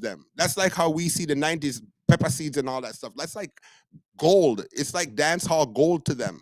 And the cartel them, the first early cartel them, boom boom boom, all them tune there, breast specialists and all these things. Those are like 90s gold to the dancers them. And the dancers them go hard. The routine them are regular. Look at TikTok and even Instagram. There's a lot of dancers, bro. I don't even think that. I think there's more dancers in Europe and Asia, like Japan and them places, than there are in America for dancehall dancers. There's crews organized. I'm not denying it, but what I'm saying is, right now, it's not 2020. It's not mainstream, I don't think, but it's there. COVID, no, it's there. But the influence after COVID versus 2015, 2010, 2005 is less. In my opinion, Ding Dong is the only consistent person that puts out dancing songs. Right. Whereas there was 10 years ago, there was Elephant Man. Elephant Man was representing the dancers, and he was also the #1 artist in the game at one point. That was then. It made it. So it helped. I know, but it helped to that's what made dancing come up front because he had the #1 songs in the game. He had Badman tune and he had dancing tune. As a matter of fact, that kind of answers the question right there, Babbzy. Elephant Man. Elephant Man was doing routines on stage with Kiprich and he had dancers. He was a Badman. He had a lot of Badman lyrics, and he's that guy. He's the one that you're talking about. No, I mean, Dancehall needs I think, another elephant man. yeah, we need a younger version of him too, though. Well, Right? that's what I'm saying. When he was young, when he was doing it, right? Kind Yeah. of, right? So dancehall needs another elephant man, a bad man lyricist that would dance. Right. Right. We need Yeah, that. yeah. I That- think Ellie was fitting that role at one point. But I hear you, Blaxx. I hear you. What does the people them think? I really like to hear the friggin' chat, even if it's 10 people. Yeah, read that. Is dancing up front? Is dancing thing up front? Is the dancing thing like, you know, the routine dancers that are in the dance hall? Some of them in Toronto are taking over the front of the camera to No, ass clat, Ricky, bro. what was the last See? dance you went in Toronto and you see man doing routine in the dance? That's what I'm saying. I think it's bigger in Europe and outside of Canada, outside of America, bro. I think there's more dancing crews in Europe and Japan and them places than there are in America. Dance hall definitely I agree dancer with you. crews. Yeah, That's I just my agree with opinion, you. bro. Take a check, yo, because the Toronto people them are not friends like that. These people in Europe and Japan and shit. I'm using Japan to represent a whole next section of dancehall, but they are brethren and they also take it as a business. Some people have quit their jobs to do it. Some people link up every single day after work and they take it as a workout, like the same way how you'd go to the gym. So I think dancehall, the dancers, the steppers, them in other thing are really big in Europe, really big worldwide, outside of America, bigger than what's in America. Is what I've seen. Germany and Spain was really big with it. So on the ground in Jamaica, where a lot of these things comes from, aside from Gabby Dan and Ding Dong, who are the dancers in Jamaica right now that's running the place? No, I don't Since know. it's so big. I've heard a few names, Dancing but is no. so big and Say it again. No, I'm saying Say it one since more time, dancing is so big, right, and upfront, who are the big dancers in Jamaica? I'm not denying that they do have a cultural influence when you go to Europe and Japan and all these places. You're right, but they're practicing what's driving them is stuff that happened 10 years ago, right? It's If we're true. talking about It what is. dancehall heat needs right now, we don't have an elephant man. We have Ding Dong, but aside from Ding Dong, Ding Dong is that's it is it. Ding Dong. It's Nobody, he's the you one. get what I'm That's saying? pretty much it. And Yeah. when you used to have different crews always in the dances, right? Right now, who are those crews? Because we know Gabby Dan, or maybe I just know I'm coming to him. But you have Gabby Dan, and then you have Ding Dong, and then who else do you have? No, Jamaica is truly the root for all these things, but other people have taken it up and held on to it stronger than America has. Jamaica is the root. Whatever happens there really does trend around the whole entire world.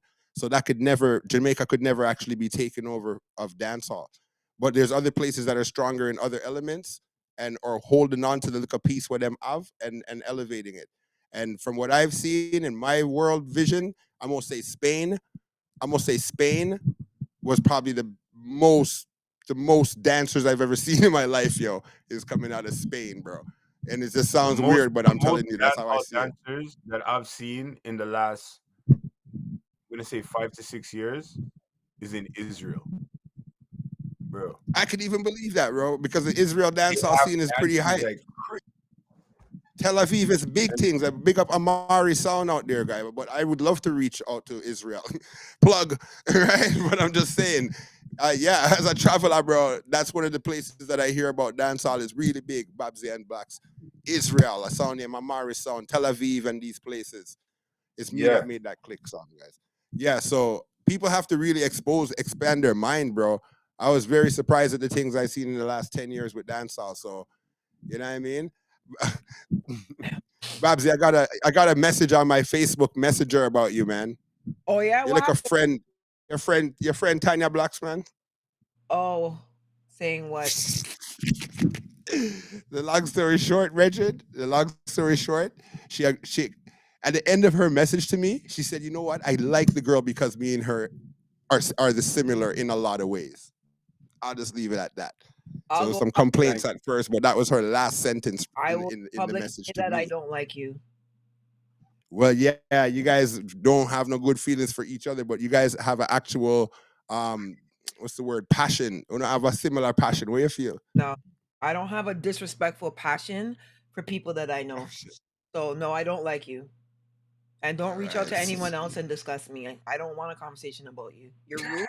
And you're See it there? All right, Tanya.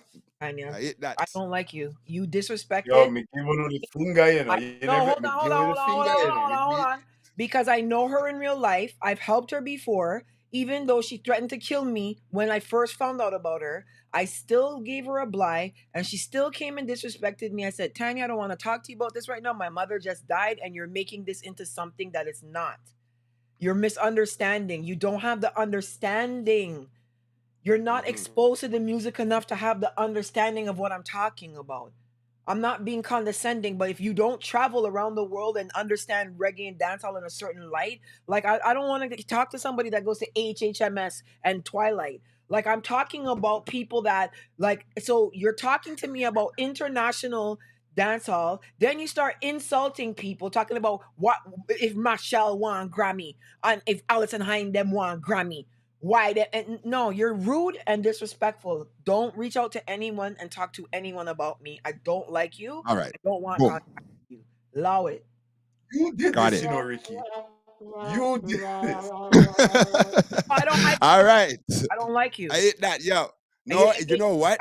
you make your I friends, had a then you conversation make your with, friends and come I and said call I me was gonna. ugly and transvestite and all kind of thing on your page, and you were riling it up to get 2 and 3 followers for your 600 following podcast. Don't talk to nobody. I've only been nice to you, All right. even though you've only disrespected me. And then you make man them in your page come disrespect me. Don't reach out to nobody and talk. We're not alike. All right. Never say That's it. No, that's it. Because I know her for a while. I know her for very long. So it's not like she reached out directly for talk about you, but we got into that also. So Scrap why that. Christina, the way you type, it look like you know a few things. No. Eh? No. And Nikita. Rude ass. Moving on, Babs. Moving No, on. guys, we have a Done battle now. of the rhythms. We have a A battle battle of of what? rhythms for the first time ever in like years. We have a battle of the rhythms.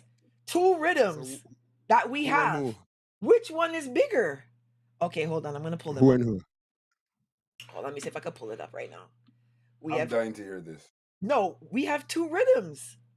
We gotta figure out which one is the bigger rhythm.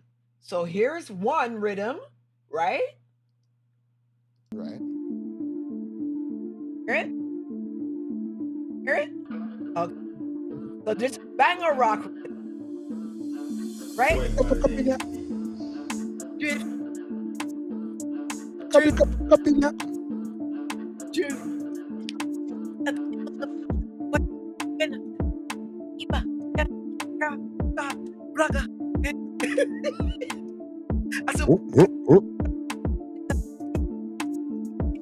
Right? So we have rhythm 1. We have rhythm 1, banger rock rhythm versus the big bunks rhythm. Fucking idiot. Which rhythm is bigger? Stupid fucking boy. Dunce fucking fool. Which bigger right now? Right now you're the two to Piranha sound with Jerry. My dear, my dog.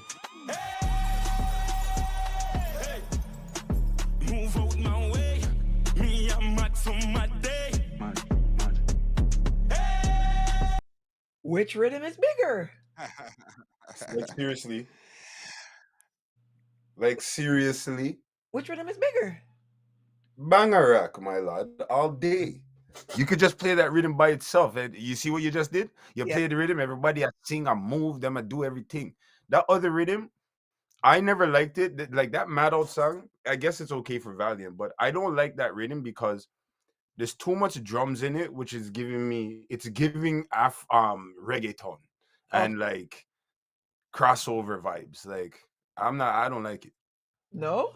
Play it again. You'll hear that. Definitely drift for me. Definitely the banger, yo. Yeah? Like it's too much. Yeah, for me. That drum there. Listen, It's too Backstreet. much, Hey, relax yourself over there, Backstreet. Hey! Move out my way. Now, me, I'm mad for my day. Low toms. The low toms. I'm at me, I'm a dot. Girl, I get fucked and I run out of the madhouse. I'm at me, I'm a dot. Hold my cup in the CB. Okay. Maybe the song has to grow on me. I don't know.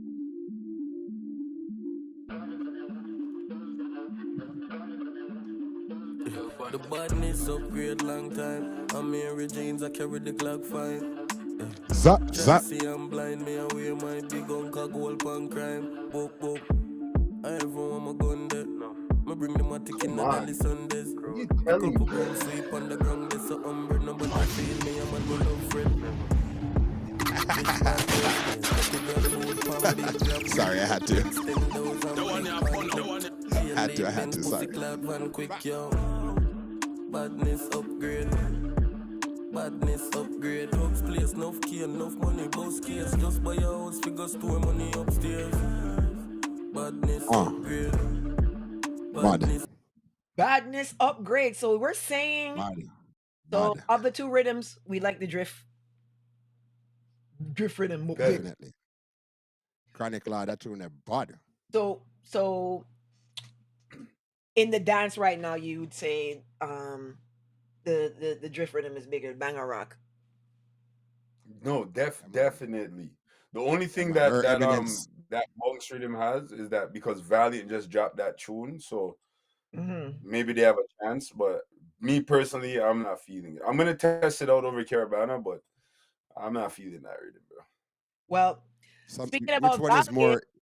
They want to ban his song in Jamaica, the Mavado, because they're saying that he's calling down negative things to the people, and the people don't need to mad out. The people need to be uplifted, and they're talking about banning the song. You see, about them want ban me, but never know Babbzy was your auntie. You got the wrong Babbzy as your auntie. You see, if I was your auntie, even though you older than me, you know what I mean? Like they wouldn't mess with you. Romish, by the way, is gonna be passing through here. We're trying to coordinate a date. I saw my son Fest. He's gonna be stopping by, so we'll get some insights with that. But Valiant, I should have been your real auntie. You picked the wrong auntie. Bob's Grange ain't helping you. But they want to ban the song. What do you guys think about that? Jamaica have better things they need to concentrate on, bro. The music is their export, and they keep doing all kind of things to the artists, them, and the music. The music is the biggest export, and that's all they want to do is pressure on the music and ban this and ban it. For what? How are they going to ban that song and not ban Gunman Tune from Skeng and not ban the other song from Thing and the other song from, like, just like stop picking and choosing and bullying the artist them or the producer them. That's what Jamaica's doing, yeah. Yeah. Where did this ban rumor come from? Did Valiant make it up, or is this real stuff? There's videos on Instagram and TikTok, police talking about they don't like the song and this should get banned, and they were pushing for it to get banned, and they were having a big conversation about it. It's been going on for social media for like the last 2 days. For me, I agree with Ricky. I think there's bigger fish to fry. I don't think that this is a conversation that anybody in Jamaica should be having right now at all whatsoever. If they're allowing the songs about science and the songs about chopping and all these stuff, I think they should allow Valiant to be mad out. Right? Right. Look at Skilly Ben gone. Like, I'm not sure exactly what he's saying, but my point is that there's other things to think about Jamaica. Like, get off it, bro. That's very irritating, actually. It makes us look stupid when it's really just the government being stupid and representing a very small fraction of the people them up in the hills, bro. So it's very frustrating. And I do think that we're just in a time where everybody kind of wants to just voice some kind of contradictory opinion to what's happening. So some people will just be like, oh, they like this song right now, so let's just bun out the song to get reactions, you know? Actually, this is what I'm going to say. They might be more critical of Valiant ever since Dunce Check. Because I remember when Dunce Check came out, the man went up and there was like, how is this playing in our homes? Right. Because remember what he's saying, like, he doesn't have no class, no subjects. Yeah. He fail out everything by him Dunce. Right. So I feel like maybe that put him on the radar, that they're actually looking at what he says most of the time and ignoring Big Brother. For example, what Skeng might be saying, popping Molly and all of these things, right? So, but I don't think it's worth it. Meanwhile, Dexter Daps could have sex on stage if he wanted to, and they wouldn't do nothing about it. Smarty, so they're picking and choosing the wrong, stupidest things, yo. See, in one hand they want to say, oh, our children are the future, and the like in the teaching and the schools and all the things that's happening. And then the next hand, Dexter Dapp Dexter Dapp stage show could be seen everywhere, all over everything, and they're doing anything they want. I'm using Dexter Dapp as an example to say that a lot of sexual content could be shown on stage. Right.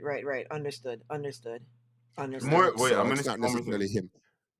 Because the more I'm thinking about it now, Valiant might be the next artist in trouble. Yeah. You see it. You know, remember them put Dexter Daps in jail already, you know. So you go and talk about who they're on stage or have sex. See? Maybe Valiant's the next one that's gonna, because he's flying a lot. Yeah. See? And he's putting out a lot of music, and he's running the place a lot of places. Right. And I don't know, Jamaica just has this thing, like if you pass a certain level, we need to charge you with weed or something. Like they just have this thing. We need to get something. Like I said, the powers with B, they always want to take down the top dogs them. Did Cobra really do what he did?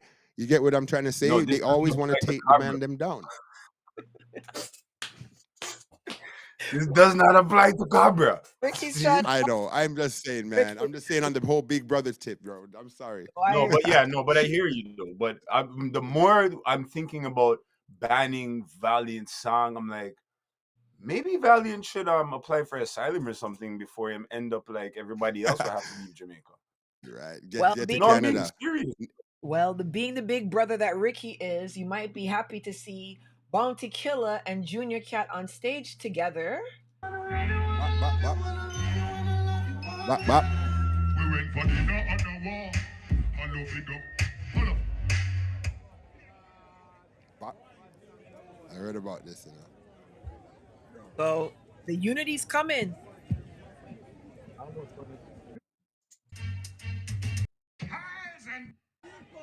No.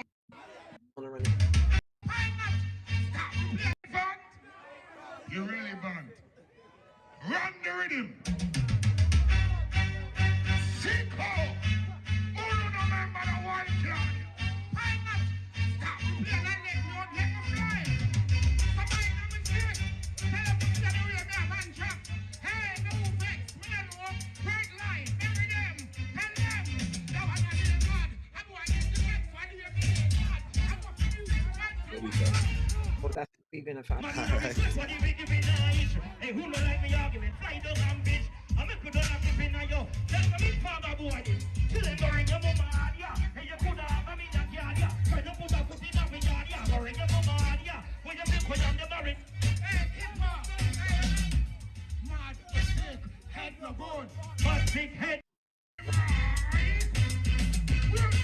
Gonna stick in a stick, I shall not stick in a boy. No boy. Stick in a boy.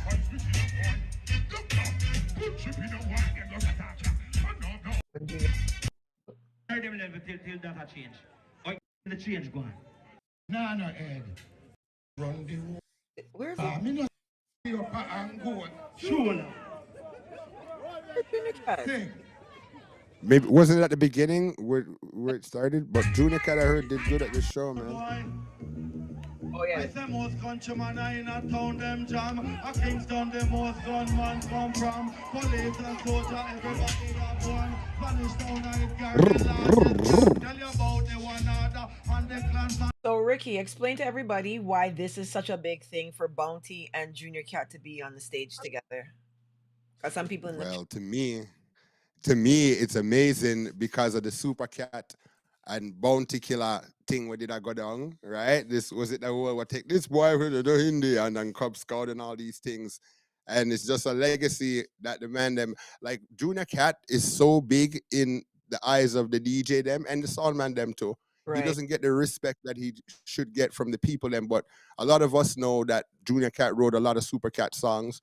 A lot of Super Cat, you know, he took a lot of pieces of Junior Cat song them too, right? And it was just common knowledge, yo.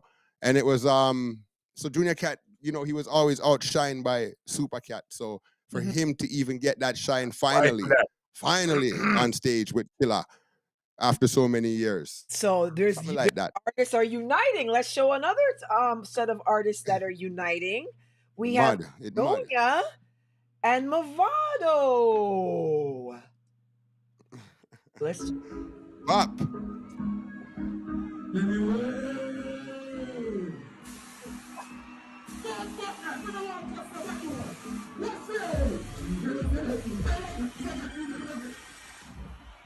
big. Big. Marty.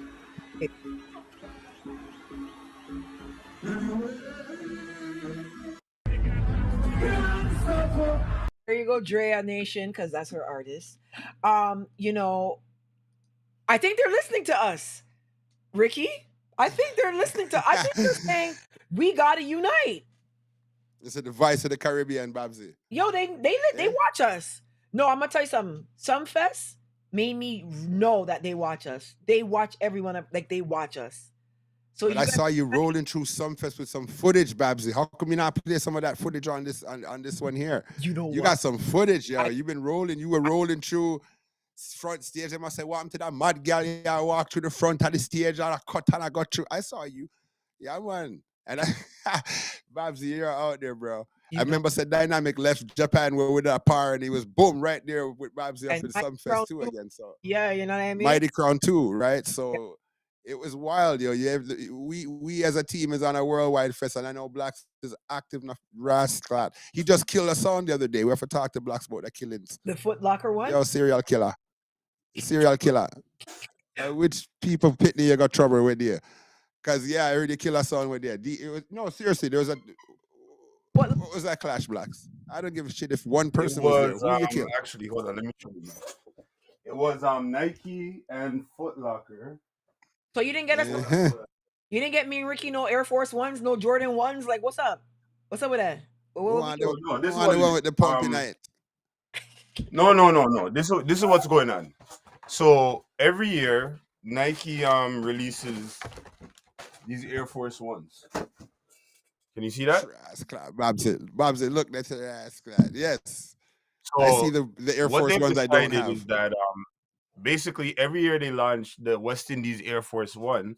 They usually have an event or a campaign or whatever the case may be. So this year, they decided that they wanted to have a sound clash because it's the anniversary edition. I don't remember what anniversary, but so basically saying we didn't get no shoes. Okay, go on. We're listening. Yeah. So when they did the launch this year, they decided they want to have a sound clash, but they did DJs and then they tried to make it like a soca reggae type thing. Now, because I did the Cartel versus Mavado the other day, they were like, we need Blaxx on it for sure. So it was me versus DJ Kevin from 105. And I think I kind of caught him off guard because I go there to kill people. See?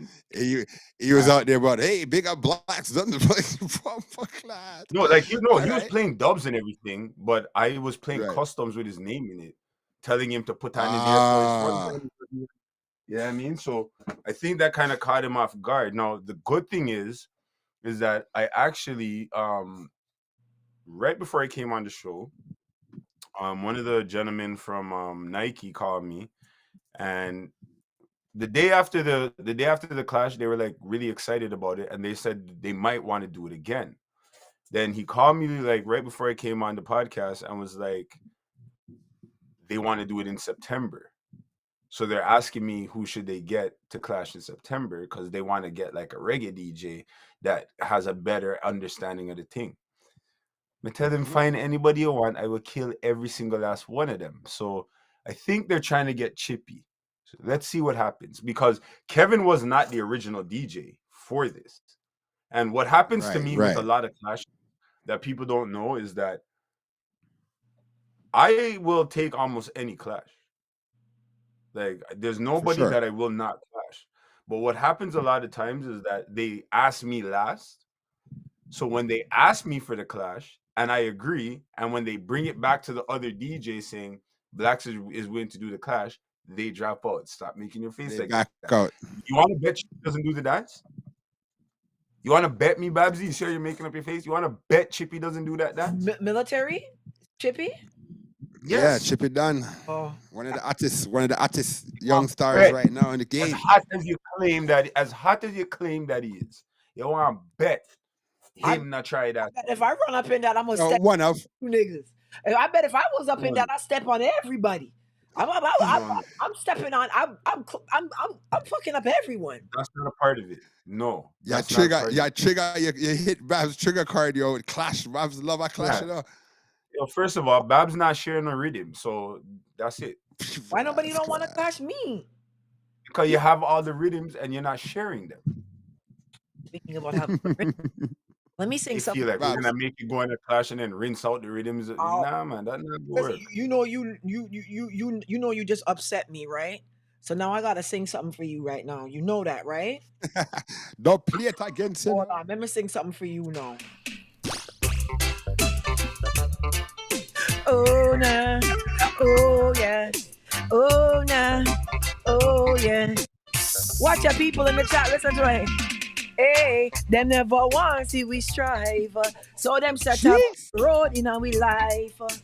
Blacks no want see Babbzy strive, so him wow, life. But I that's burning you, but mine are still. I know what's burning you. No love, not in my heart. No love, not in your soul. Oh God, Blaxx. We strive. Them never give me no set of Nike cares. Them, oh, them never want to strive. What's in your Nike cares? Heads of government and the chief of staff. Wheel. Listen. Babs. You're wicked. Listen. You cannot be in the clash. No pressure. Babsy. No pressure. You're my friend, you're my teammate. How is this gonna look if I have to murder you, bro? Listen to me. Hold on a minute. And then on the podcast next week, Babs. You understand what the I'm murderation. saying? I'm not a friend killer. You never hear acting. We don't friend killer on here. Babs did not hear that. Babbzy, you cry. Tell Blaxx Babbzy hungry, Ricky hungry, Babbzy hungry, Ricky's hungry. Do something for the poor.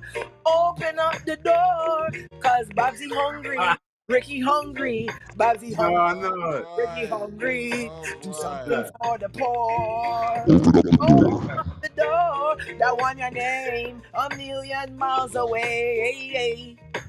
Blaxx, yeah, open up the door. No. I know what you've been doing. You've been practicing.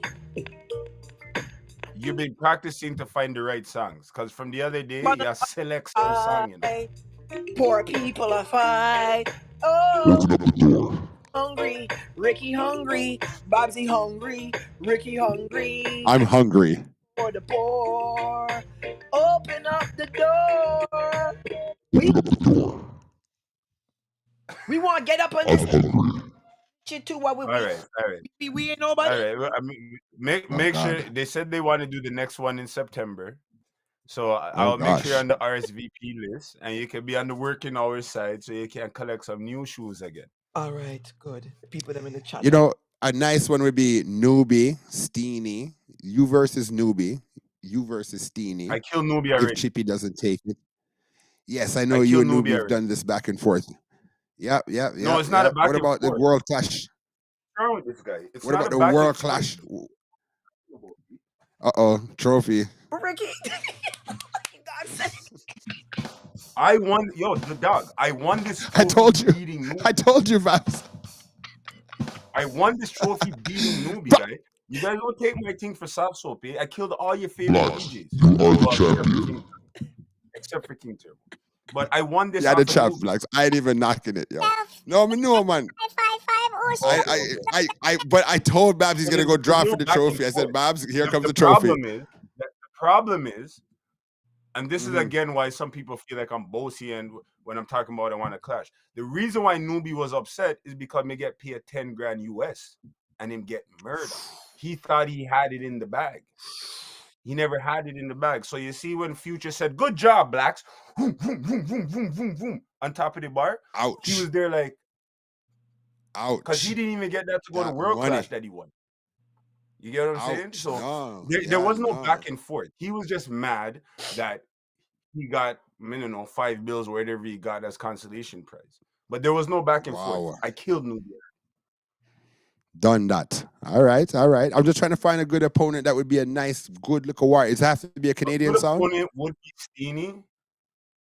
It's just that I know Steenie's not gonna put himself in a position for anybody to like pop off his stripe like To that. scar his Steenie's thing. not Yep. gonna be the easiest stripe to pop off. Like Steenie knows No, I know, how to but talk. you're right though. Yes. No, you're right.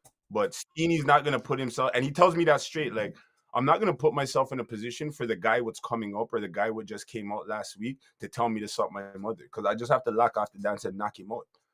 He's like he No, rather take it I know from that. Plus, Mataran. You understand? He rather plus take it he's from in a like he's a good position. He's in a good position, so he's not jeopardizing that for no like a Ray. So no fire boss. But I'm thinking like Young Hawk, Jimmy Spliff. Yeah. I clashed Jimmy That'd already. be entertaining. Did you beat Jimmy?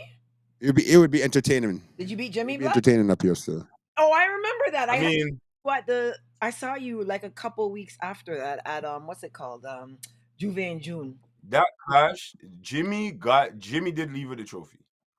But I know how that goes. Different. But that tune, I know how that goes. I think it was a draw. Like the man was saying, maybe we should go back and do a rematch. But he did leave with the trophy, so I'm not gonna act like, you know what I mean. But did he like murder me? Nah. I feel like he won 2 rounds, I won 2 rounds, and I feel like the tune for tune just got really confusing and muffled because it's restarted 3 times, and oh shit, all of that made people start leaving. So it was just like, forget it. And then after they gave him the trophy, the man were like, no, him not to leave with the trophy. I'm like, but I clashed Jimmy. Jimmy's right. Politics. Well, big up Marlon, I said, boy, Babs don't back from nothing, yo. Big up Marlon. He puts Blabs in the clash. He says, bring in Babs on the war. Our selector topic of the night is, should selectors be allowed to play in multiple locations in one night?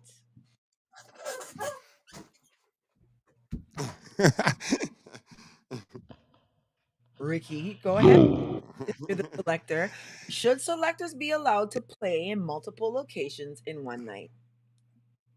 It shouldn't affect the promotion. If it affects the promotion, then they shouldn't do it. Like King Turbo shouldn't be playing in 2 places in Scarborough. Okay. Like it shouldn't affect the promotion. If it affects the promotion, King Turbo shouldn't be doing 2 all-white parties in Toronto. Okay. King Turbo shouldn't be playing in 2 places in Scarborough. King Turbo shouldn't be playing. You get what I'm saying? Right. If it's doing okay, but then there's levels to the thing, because if it's an all ages and a big people thing, right? Then those are 2 completely different dynamics, and they're not gonna affect each other. But generally speaking, if I pay a sound a deposit, then I'm gonna have to ask for that exclusive right for the night that he doesn't play anywhere else. But the promoter has to be more savvy in his ways to catch a thing like that, because if he says that to me, I might have to charge him more in order to keep the whole crew off of that date and try to rally the whole crew to that event, right? What? So but technically speaking, I don't think it should. I don't think a sound should play in 2. It shouldn't affect the promotion. If it affects the promotion, then it shouldn't happen. Right? If I book if I'm booking a dance and it's in the dancehall community with Barry Culture, Super Fresh, Magnum Force, Black Reaction, and then Slingshot's playing a dance in Brampton with the rest of them, Nitro and Blaxx done the place, that's a conflict.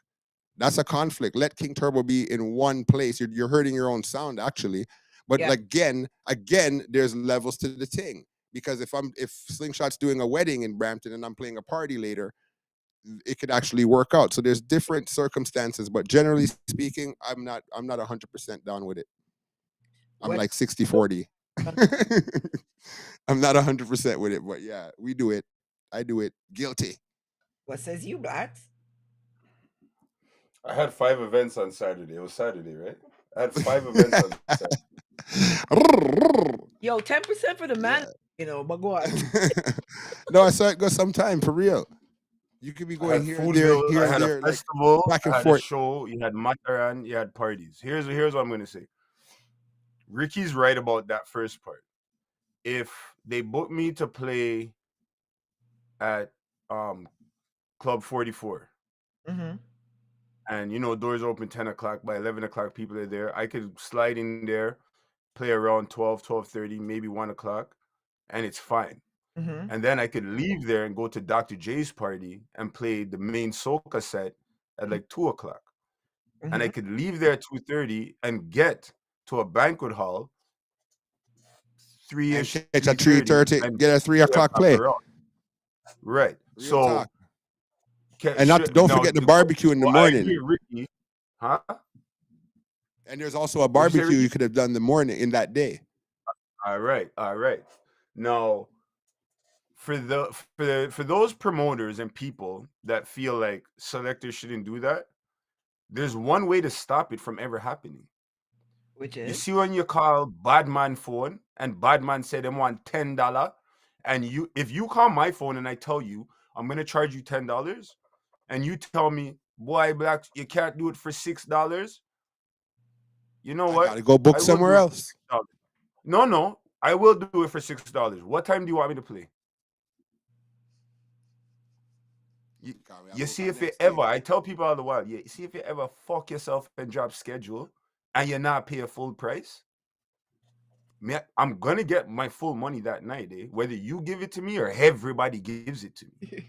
So if you don't want the selectors to double book, when a man tells you his price, pay him that. Pay it. And if you Pay don't it. want to pay him that, then just tell him what time you want him to play and have nothing more to say on the situation, guy. You get what you pay for. That's why people have their Yes. price. And if you want to And that's negotiate, that's part of it. So I'm not here to say yeah. that they should do it or shouldn't do it. I'm here to say that promoters should just pay the DJs what they want. And if you're not paying the DJs what they want, you don't have an opinion on what they do with their time. Okay, so someone just messaged me to ask both of you, what do you think is a reasonable price a selector should charge in Toronto? Stop, Ricky, before you answer. No. That's the same thing as asking me, what should an artist charge for dub play? People always say, Blaxx, you think no one give Ray, you think them deserve forget $5 for a song? You cannot tell a man what they're worth. You cannot tell a His man value. what he should be getting. If a man His feels like value. he's worth the $5 per song, and he only has 2 songs that are hitting out of his 30-song catalog, for example, Charlie Black, you cannot cut Rich this year for less than $500. That's a song that he puts that all that money goes to his kids. Right. Every single money that comes off of that song goes to his kids. So if you want that, he wants $500 and he doesn't care who the guy. Is that right? And that's the value. That's the value he put on that song. That's His it. kids. So how much should a selector charge? That's up to the selector and where their thing is at. I'm not coming to your dance for $300. Whoever's asking. If you're talking anything like 250, 3, 4, you're not calling my phone. Those days are done. Those are for the amateur rookies. No disrespect. No, there's let me. many top selectors you can call for that. You just can't call me for that. And I'm not going to tell no man what they should charge. But I'm not charging that. Babs, here's So the next I one don't know. on I the don't earlier know what point. reasonable Real quick. is. Back again, and they're saying, okay, so what's the average going rate you think in New York and Toronto for a selector? What's the It's so hard again with that question because we keep on getting talked about this American price, bro. The American price is killing us, yo. We as Canadians getting Canadian money always got to pay American, and now people are even trying to price us with Americans. In America, you can buy a nice house for $100,000. Oh yeah. You can't do that in Canada. Yeah. You cannot do that in Canada. We're completely two different place. Hold on, Ricky. This is what people don't get. And that's why you don't compare Canada to America when we're talking about numbers. Okay. 2 words. Population density. Toronto and our boroughs and North York and everything is not the same as New York City with Brooklyn. And there's people that live in Brooklyn that have never left there.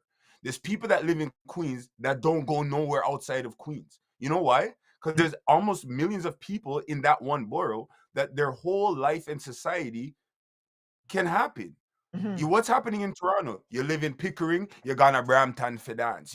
If this was New York, it wouldn't happen. So population density, because of the population they have in the States, they can Chow and those guys, they can charge $2,000, $3,000 in their ends because there's that much people Yeah. that go out in Brooklyn. There's Promoters not that making much that people that money. are going out in Scarborough for no man for charge $3,000. Right. Right. Let's try also put it like this. As a promoter, you guys have to stop trying to demand what you have your budget and you're like, oh, this is how much I'm paying the soundman them. No. If you don't have music in your party, you have no party. When you're booking or you're planning your event, you need to plan with the soundman them price in mind, that you're gonna need one of the top 4 sound them at least on your bill, and plan to pay them. Stop begging and asking for a price in terms of a lower price. Let me touch a topic real quick. Go ahead. When you give your brethren a good price and you say, boy, you know what, I'll do this for you. It's not my regular price. Let me do that for you. And then you come to the dance at 1:00 and he's complaining. How dare you? All the promoters, how dare you? Unless you're paying full price, we reach the dance when we want to reach, bro. And we're gonna play our session that you paid for. You don't get us there from the beginning of the dance to the end of the dance on your brethren price, bro. So a lot of these guys have it Okay, twisted. The but soundmen them are so underrated. to answer the question, in Canada, to answer the question, if you're a new DJ, you're lucky if you get $100, $150. If you're like a medium DJ, you still probably get a bill 50 and two But the bills. 2 bills, 250. Now, if you have like a little bit of consistency, in my eyes, like say you're going Twilight and stuff, you should not be charging less than 3. Um, as far as I the was thinking bigger, like, 4 bills for a regular yeah, person, no, like what I a was gonna regular say is rotation right now in DJ. the city, you see like the Steenies, the Black Reactions, the White Boys, the Blacks done the place them. Like they're not like, you can't call them and say like 5 bills. Like you need to have more Yeah. than that. You need Those are 5 bills to a $1,000 grand. artists, guys. You see how Those are you see like $1,000 Chippy, for artists and example? negotiate down, guys. Yeah. You see like the Chippies and like the Snoopies and like all of those guys, they're like 3 bills, 3 bills. I'll even go as far as to get him a 5. No, who's doing that? Let me ask you this. If Promoters, you have Black, okay, so Steenie, and White Boy on the dance, how much you think the rest of the band are getting paid? Big and serious. I know. No, I know. That's why And a you see promoter how should they like understand that you could only have 1 or 2 headliners on your team because the man didn't want a G, and you're gonna have to negotiate down from a grand. So I never And did that's just one good, that's just generally speaking. And I'm not we're talking not blacks making or black this or white personal boys to price. us. Huh? We're not making this personal to us. We're just generally speaking. We're just generally speaking, Babs. Yeah. Right? Generally speaking, Babs. yeah, you know, but they'll Because be my price get wicked. My price could get wicked on them sometimes still. okay. And weddings is a whole different thing. What's the chat saying, Babs? Read out, because there's a lot of So chat the going person on just there. I'm not messaged even back seeing. and they said for $1,000, right? If you're looking at that price, Blaxx does do a lot of promo. But what about the selectors that don't do a lot of promo for the event? So again, I can't talk for anybody else, but this is what I always tell people that want to ask me and talk to me. When I give you the price for your event, and then you say, boy, I say to people, and there's a thing I used to do. If I tell you a price, because remember, I keep events, right? Like I keep events that people come to my events. Right. So if I tell you a price, is because I know 20 people, 30 people, 100 people are going to come to that event and pay that money. Right. And so I could get that and you'll still make a money based off of my name. Right. And what I used to tell them on them is, if you don't believe me, let's say my pay equaled out to 20 tickets. If you don't believe me, just give me the 40 tickets. Just give them to me. We don't have to talk about nothing. And then you see the week of the dance, how much tickets do you have left? I say, brother, we sold that long time. Right. I said, what? And now they're thinking in their brain, like, you sold all those tickets and I'm not even getting $1 back out of that. You see, the next time in Kyle, him just give me my money. I'm gone about his business. Yeah. See, so me personally, If I charge you $5,000 for a party, is because I know Blaxx is gonna bring $5,000 through that door to put in my pocket, and you're gonna get a next $2,000 to put in your pocket, or whatever the case. And that there is what spoiled that spoiled the promoter then, because Blaxx done the place. Guys like King Turbo, right? We do our own promotion anyways, guys. Right. I'm gonna promote it no matter what, anyways. But it's not my goddamn job. I don't want no promoter to ask me about it. I don't want a promoter. Your name is a promoter. Promote the fucking dance, bro. Seeing it's not my job to do your job. I'm promoting King Turbo. I'm not promoting your event. Promote your bumper clout dance, brethren. If you call me for real, you guys you're so lazy. They're so fucking lazy. They don't even go out anymore and put up posters on the wall and put up inside bus stops and hand them hand to hand to people and put them inside bathrooms and go to the mall and be a mall rat. And they don't do none of that shit. They're just lazy. They just set up on the internet. Oh, can you repost? Can you repost? Go spend the money. Go spend $5,000 and get The Rock. Get a celebrity endorsement. To Kanye West. Spend that $5,000 and make Kanye West promote your party. Stop getting everybody else to do your goddamn job, promoters. You guys suck the bag. Promoters start being really shitty since 2000 and something. There's only look how much promoters I've seen in the industry come and go. They're like shitty sound man. The promoter want to suck on Mavado. Bomba clad star. No. Ricky has a point, because promoters. I don't need hold on. Let me say something again too. 1 second, Blaxx. 1 sec. I don't need not one promoter to call my phone, brethren. Not even one, brethren. Oh, He been saying that for years. I'm gonna fly out when we're ready. Looking at Ricky. Yeah, Ricky been on this vibe for years. I don't want not what. There was one time, Babbzy, that if you don't have a plane ticket attached to your promotion, don't even call me. There's a million King Turbos up from here. Don't call me.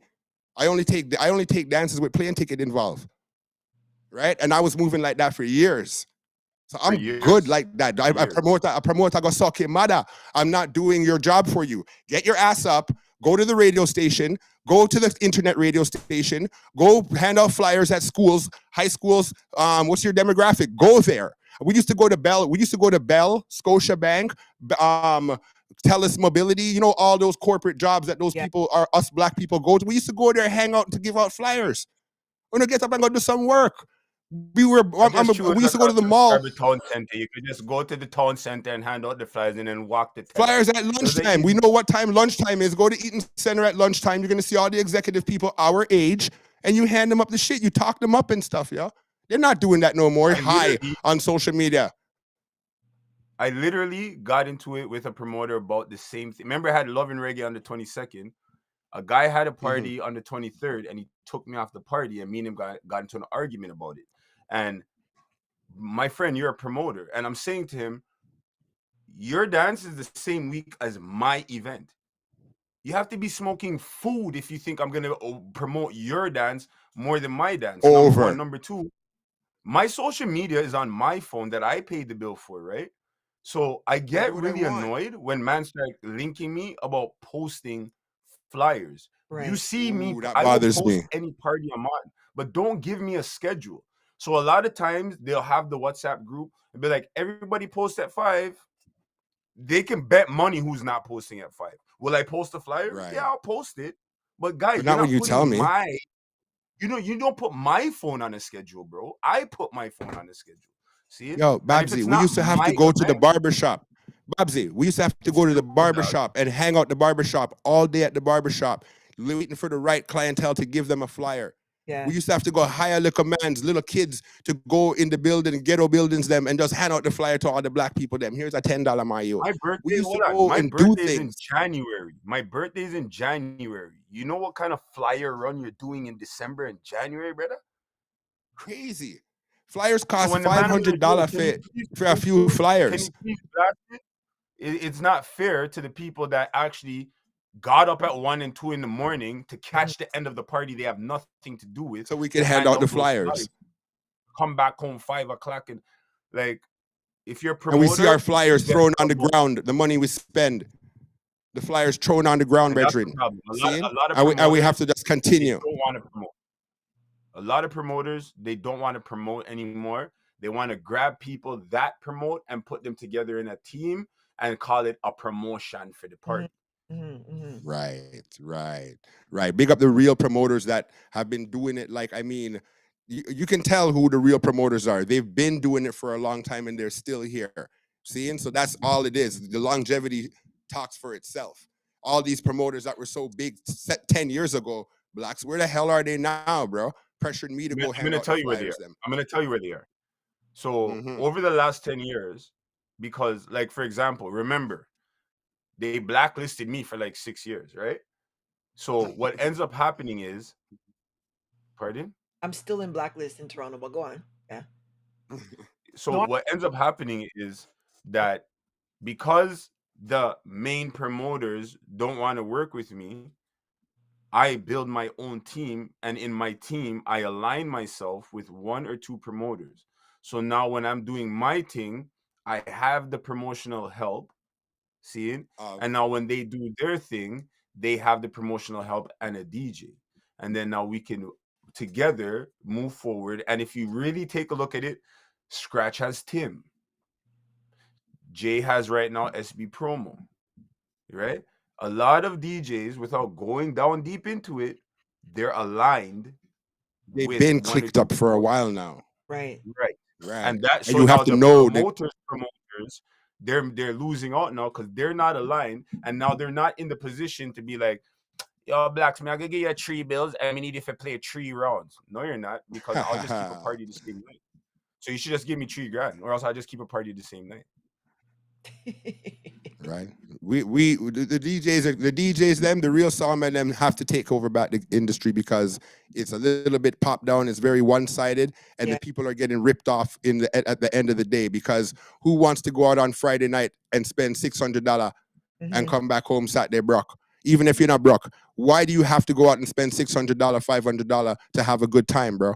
So I just feel like the DJ them need to take back over the thing. The promoter them are raping the people them. Seeing $60 every dance is $60, $70 to go in. Every dance is $50. Why? Because we're charging a lot. That's what they blame it on. The DJ them are If killing there's me with any price. DJs watching this podcast, do not listen to Ricky, okay? I don't need you guys keeping no parties. You guys stay lazy. Stay where the fuck you are in your corner. When you get the booking, come outside. But please, don't go do parties. Just leave that shit alone. Man. I'm just trying to get him the ancient blood King Turbo secret guy. It's a simple thing. Don't be freaking lazy, bro. Everybody, whether we get along or not, my King Turbo team, the man them work, bro. So like, I mean, whether we get along or not, don't be lazy. And the promoters, them, if you're a promoter listening to this podcast, stop lazy, man. It's very irritating, guy, and it's very transparent that you're fucking lazy. Saying get up in the morning, go to the barber shops, go to the food stops. Come on. I mean, sorry, don't listen to Ricky Turbo. Toronto does not have that many venues. Stay lazy. We'll call you for a booking. Just wait on it. Yeah, because we are eat food right now with the thing, so we're not stay lazy, yes. All right, Babbzy. Yeah, man. Well, go on. So, big up, yo, look at these laughs in the group, yo. Christina. Nice. Money Cut. What is that? Money Cut? Money Q? So DJ Cool. Yeah, I said, guys, just wanted Good night. Sometimes the venue owner charge you big money. I just say that again. No, he's saying sometimes the venue owner charges a lot of money as a promote. Like he's saying as a promoter. Yeah, so for the promoter, the venue overhead is high for them, is what he's saying. DJ Cool Joe, do you guys give the DJ the option of going into the party with you then? Do you say, okay, well, the boy, it might charge me so much for the venue, Turbo, go into a percentage of the party with me? Or do you just want to handle it all yourself? And if you want to handle it all yourself, it's because you see the profit margin and you see the money we can make. So still pay the DJ them. And listen. Big up DJ Cool Joe, right? Sometimes the venue owner wants to charge big money. That's what he said, right? Yeah. Everything in business is relationships. Everything in business is relationships. I have a thing personally. If I play in your club after a certain amount of times, I'll come in the office and ask you for a date. You give me any type of static, I'm not coming back to your venue. Because it doesn't make sense for me to be bringing people to your club on a repeated basis. And now that I want to do something to make money for myself and my own pocket, you're giving me a headache. So what should happen in that case is, if you want $5,000 for your venue, and I ask you, you're supposed to say, you know what, Blaxx, I'll give it to you for 2,500. That's what should happen, because I work in your venue certain amount of times. Now, if it's somebody that I've never been in your club before, but I like it, guy, you can't expect, everybody's out here trying to eat. So you can't expect a man, just because you're a DJ and you're a sound man, oh, we are gonna make them and give them discount. That's not how it goes. Next thing you know, they give you your venue, you bring 10 people. They have to pay security still. They have to pay bartenders still. They have to pay the guy to pick up the fucking bottles. They have to pay the African that's in the bathroom spraying the soap. Right? It doesn't make sense. Everything's relationships. So if when you're playing there, they're seeing you're bringing this much people, and then they charge you for the club, guy, pay the money and say to them, I rammed out the club. You see, the next time I come around, no, I'm not paying that. But everything's relationships, and you have to start somewhere. And unfortunately, a lot of us, when you get, you know how much it costs? You see the building where they keep Beres Hammond? If you walk off the road right now to go book that place, $40,000. And they're not asking you nothing. You don't get nothing with that. No bar, you don't get shit. All you get is a building with door and security. And when I say door, I mean like the two like doors that you could open and walk through. You still set your price and do whatever. They could care less what you want to say and cry about. See? But I feel like if you did their venue, like for example, you see how redemption happens there every 2 months? Yeah. I don't know their business, but I could almost guarantee they're not paying $40,000 every time they leave. Probably. You get what I'm saying? Yeah. So everything is relationships. So sometimes when somebody gives you their price, try to work with it a couple times, and then revisit that whole price part. And then if they're not willing to work with you, then yeah, cut your losses and cut, because that's what I do. But you can't get mad at what a man wants to charge, because just like we're on our end trying to make money, the bills to run a venue is not the same thing. These guys have to pay like 10 mortgages in 1 month to make that one building run. So you can't really watch that they're charging that much money. You need to figure out how you could get in with them to make that relationship start work for both of you. Yeah. And I think that's how it is for everything. You know what I'm saying? Like for me, I'm not a selector, and I'm not, you know what I mean? But you see me somewhere that they're paying me to be there. Like I'm paid to be at places, right? Yeah. When I'm hearing $300 in them prices there, I'm like, what? I'm my hair costs more than $300. Where am I going for $300? Right? But you get what I'm saying? And then on top of that, you get my fan base, which is on Facebook 500,000. So if I'm like, I'm gonna be at boom, boom, boom, boom, boom, a whole heap of people are gonna go, maybe not even to see the show, maybe to see me with the live and coming around and whatever. So like in Toronto, I'm public enemy number one. I'm public enemy number one to promote. Nah, man, trust me, you're fine. No, I to selectors. Oh, selectors hate me. Toronto selectors hate me. Selectors hate everybody. No, but Toronto. They hate me too. Don't worry. No, if you look at my following, all of the selectors that follow me are from different cities. You will not see a lot of Toronto selectors following me. They hate me. They despise me because I don't think they hate you. I think they're ignorant to a lot of things outside of what they're doing. I think they feel like, oh, I'm a girl, idiot gal with a camera. So when they give me their event, that I'm supposed to big it up and boom, boom, boom, boom, boom, boom, boom, boom, boom, right? They don't see the business side of it. So to them, it's like, oh, she's in Toronto, she should big up my event. Like Caribana's this weekend. You've not seen me mention Caribana once, right? I'm not going. You know what I'm saying? I don't do work with them. Hold on. You're not going on the. You're not doing nothing. Nothing. I don't. Why? Because I don't get paid to do nothing. Carnival. No, but crop over, I'm getting paid. Trinidad Carnival, I'm getting paid. Like Spice Mass, I'm getting. You understand what I'm saying? I'm not going to stand up in Caribana to have people jump on me, try to kiss me up and do all kind of thing, and I'm not getting paid. Like you pay me money and people kissing me up, that's one thing. I'll be like, I don't like it, but I'm getting paid. But for free in that hot ass sun, nah. Ew. But and they have money to bring in influencer dancers and them stuff, and they'll pay for those, but they want me to big up Caribana for free because I'm from Toronto. No, they hate the fire That's Babs. the next thing promoters do. Yeah, That's the next thing promoters do. They'll let you know they're bringing Noah to the party, and he needs $5,000. So, is there any way you could do it for bill 50? Like what? trust me, it's crazy. It's crazy.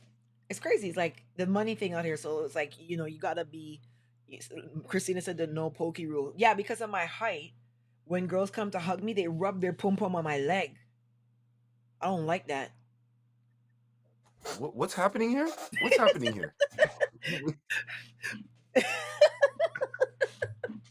So, my height, right? When girls come and see me and they hug me, for whatever reason, they want to rub their pom pom on my leg, like because of where their pom pom reaches to me in height. So then it's like they want to like rub their camel toe on my leg, and I like yo. Where did Ricky go? Where's Ricky? Does Ricky have this problem? Ricky, is he back? Okay, hold on. So, yo, Ricky, do you have this problem? I'm dying. Turn the audio off, Ricky. No, Ricky, do you have this? It's feeding back. Yeah. Turn me off. I can hear it. Yeah. So when they rub me on so when they come and they hug me, their pom pom's on my leg, my thigh. Ricky, do you have this problem? What, the pom pom rub? Yeah. Why would that be a problem though? Your wife come kill me. But no, do you have this issue? Because I don't really hug people, so you know what I mean? Blaxx. Yo, there are women that press up on you, bro. Yeah, you're 6'1". You have to kind of push, hitch them off because they press up on you, bro. Yeah, they give them. I understand the pom pom rub. Yo, so I'm not really hug up again, when I roll out with the wife a lot. So them think that I have the 2-second rule. You have to like pat and let go, because the pom pom on the leg, no. Yo, and nowadays, Babbzy, them guys are funny, and Babbzy, and probably love weird you, as your fuck, height bro. and everything. Trust. Your height and everything, yo. Trust. It's called the Big up Nikita guy. The no poke. Nikita's holding down this room here. Christina, they're holding down the room, bro. Mitchie Boo said you ain't answered the question though. What was that? Is that your Mitchie Michelle Bagu? Oh yeah. No, she said you I didn't answer the question. Blaxx, you asked me the question. Me answer the question. What? You said, do I have that problem? And I said, I roll out with the wife sometimes. So, right, yes, there's been times that these girls get too close, so kind of push them off a bit still. So, Black man, I blush. Am I turning purple right now? Clout. Wifey came in the chat. Wife said a better chance. Don't you speaking? Holy shit. And see. Oh boy. Looks like I'm in some kind of problems. Why would you do that? Listen, wifey, come on quick. Oh God. Watch out about thanks, Babs. Big tune. Well, I do sympathize with Babbzy and Ricky, because I'm not living that life. Whatever. You're not Huggins. You're too light. No Henry Huggins. You're too. You gotta squeeze up Blaxx. You stay there. I lie, I tell. I'm gonna come on my page and I'm gonna when you see Blaxx at Caribana, he has no big hug. Just hug him up and rub your crutch on his leg. No, because I like to wear a lot of white and I don't need the problem. Oh, white. Voila. Watch out now.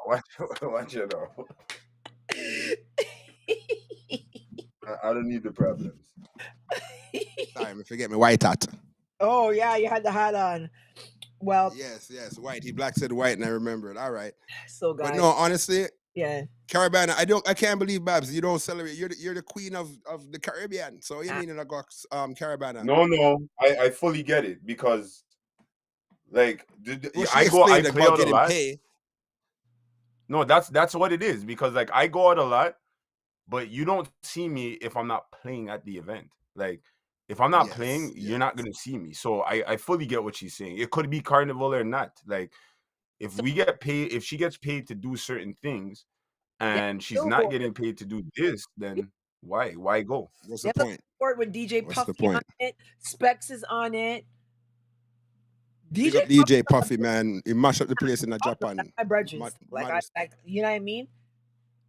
Specs is on the Billboard. Like Babbzy's Toronto. That's not nothing. That's just That's all like some commercial juggling Understand stuff. what it is though? Like so, I'm saying Puffy's on a Billboard and he lives in Barbados. Babbzy's the Caribbean governor. Black, what's right? What's right, you Blaxx? What? I didn't say nothing, hey Ricky. Don't do that.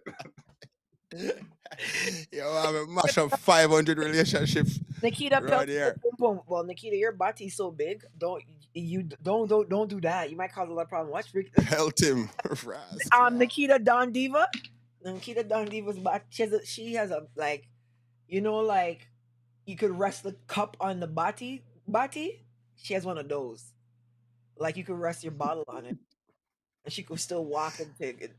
Then she could whine and all that. Comment. Like them girls is with them girls is those are my Barbies. Beijing? No, she Jamaican. Those are my Barbies. Those are the girls that I used to go trap man when I need to get certain things done. Those are the hot girls. So she has the body. You know what I mean? But guys, so I have a question. I have a serious question though. Seriously about Caribana. So this year I'm planning to go down there, so and put up the King Turbo banner, have a little generator, some music I play, and we have some refreshments for the people them. You get me? So what kind of ticket them I give out this year? $200, $500, $1,000. Anybody have an idea of what kind of ticket them I give out? Cause my thing I got run still, Just look out for King Turbo banner, dog. A Caribana, bro.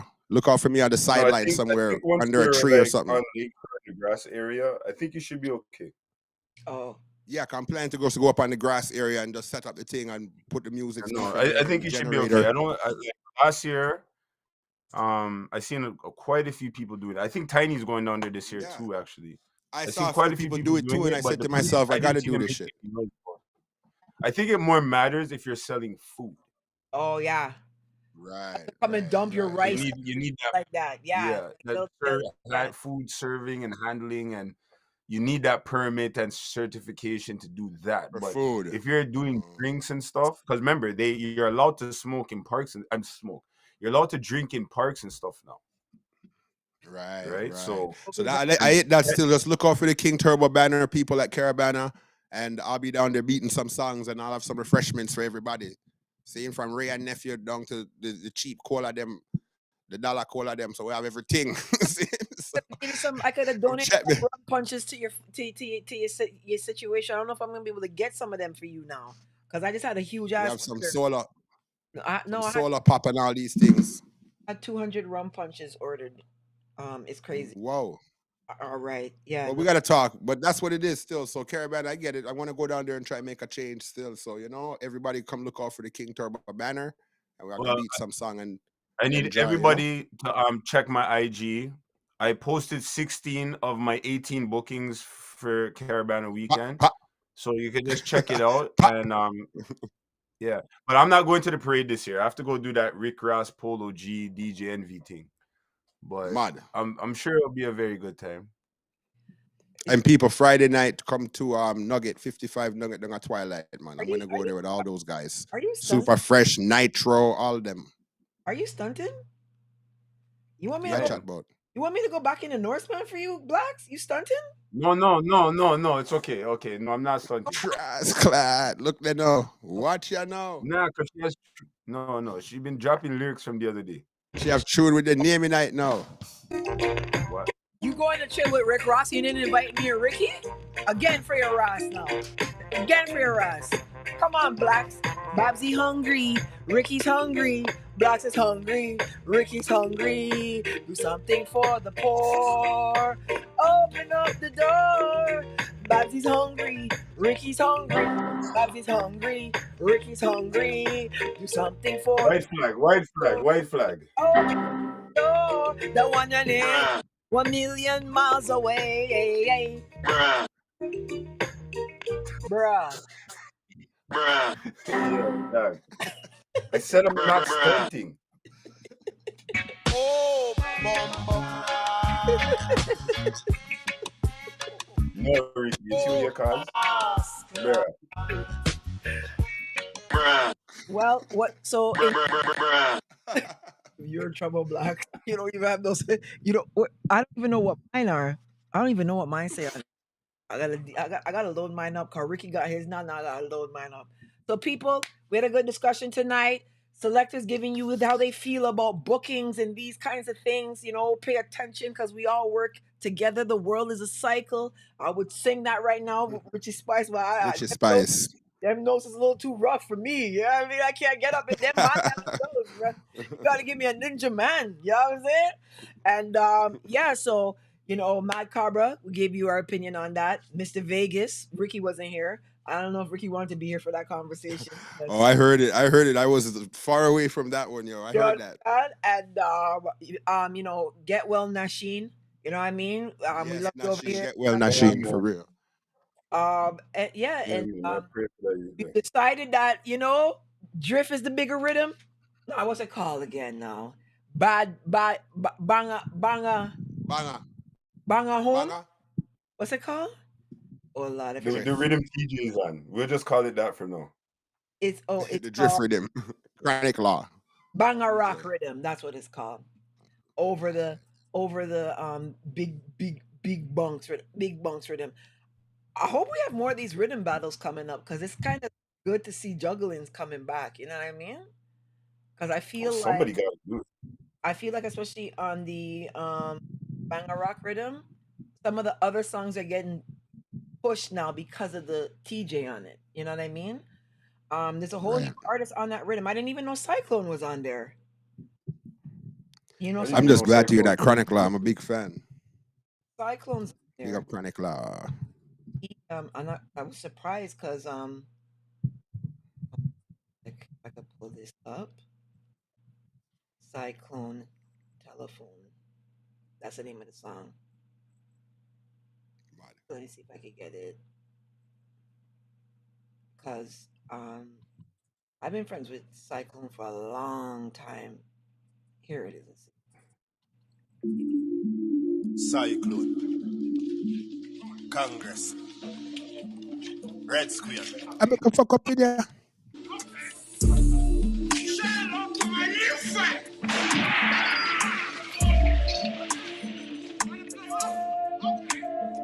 Cyclone in the place, Glock them on me waist. From your distance past the place, empty the clip in your face. Flunkers, badness, mobile no trace.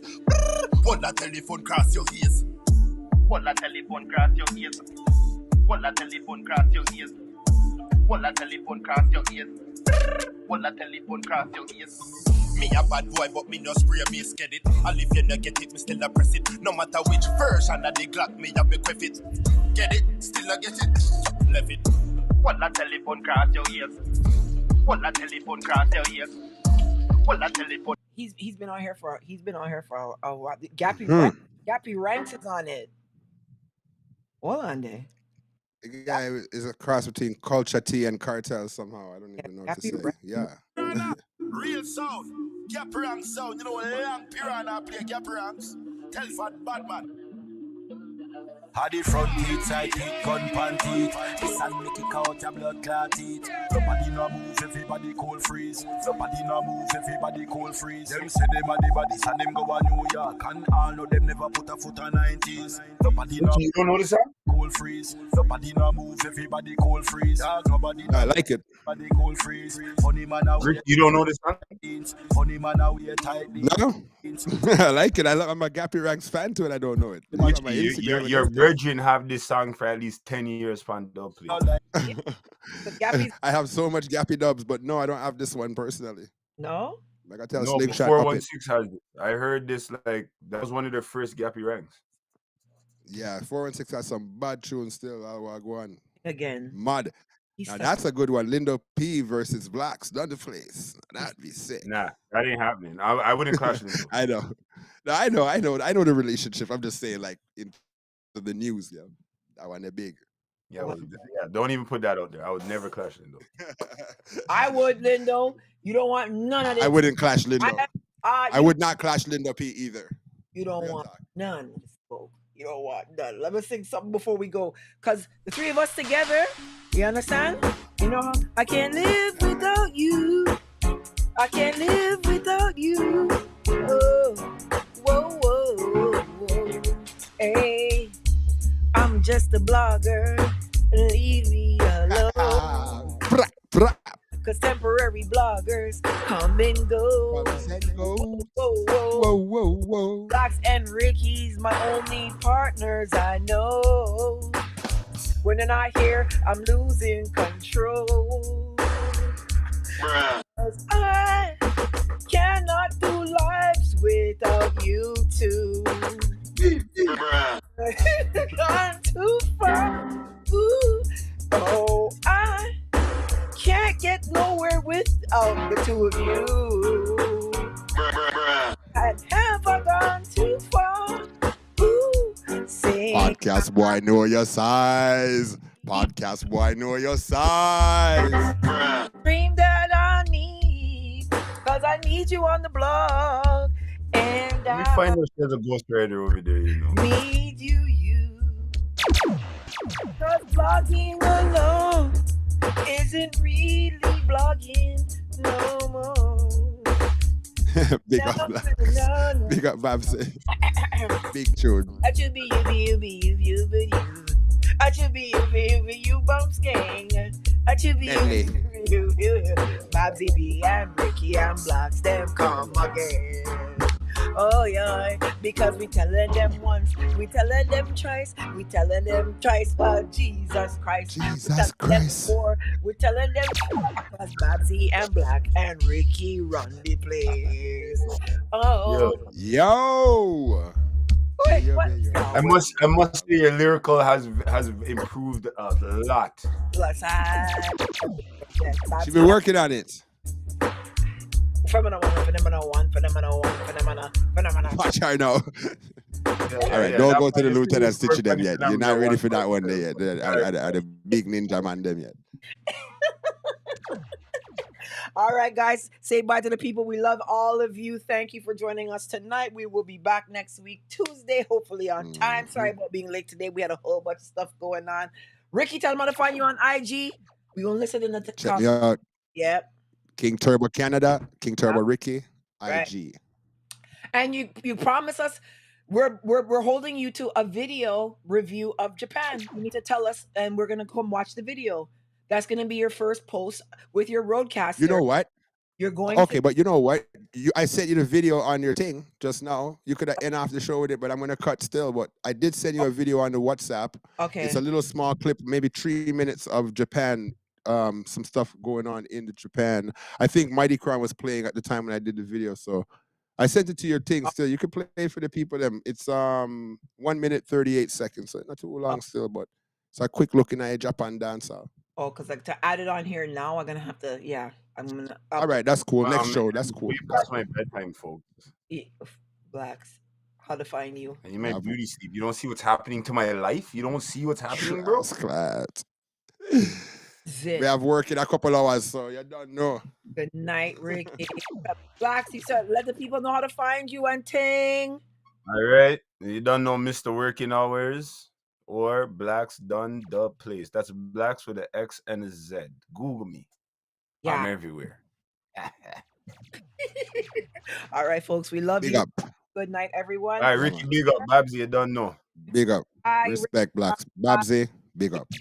Yeah, man. And guys, I'll be back later in the week. I'll probably go live maybe around Caribana.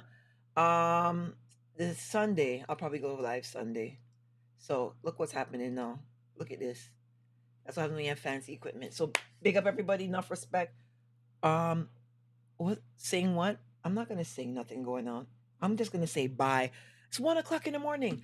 Good night, everybody. Love you. Thank you for supporting us. We're a little bit late today. We had a whole bunch of stuff going on, but you guys will always find a way to make sure you still find us. If you're watching on the playback, please put a thumbs up. I'm getting the views, but I'm not getting the likes. I need the likes. If you're watching, I just seen 2 likes pop off just now. I feel good. Please like the video so that we can continue to keep doing this. And we're going to be bringing on some guests shortly because, we got to take the thing to the next level. So Romesh and a whole bunch of people. But Romesh, Scatter, a whole bunch of people got to come through. Dutty Berry. So make sure you turn notifications on my channel and you are subscribed. If you are watching on the playback, it's very important. So love everybody. Have a good couple of days. I will see you at some point in the week. Make sure you're following me on YouTube so you know when I'm going to go live again. All right. Love you all. Mwah. Be good. Stay out of trouble. Bye.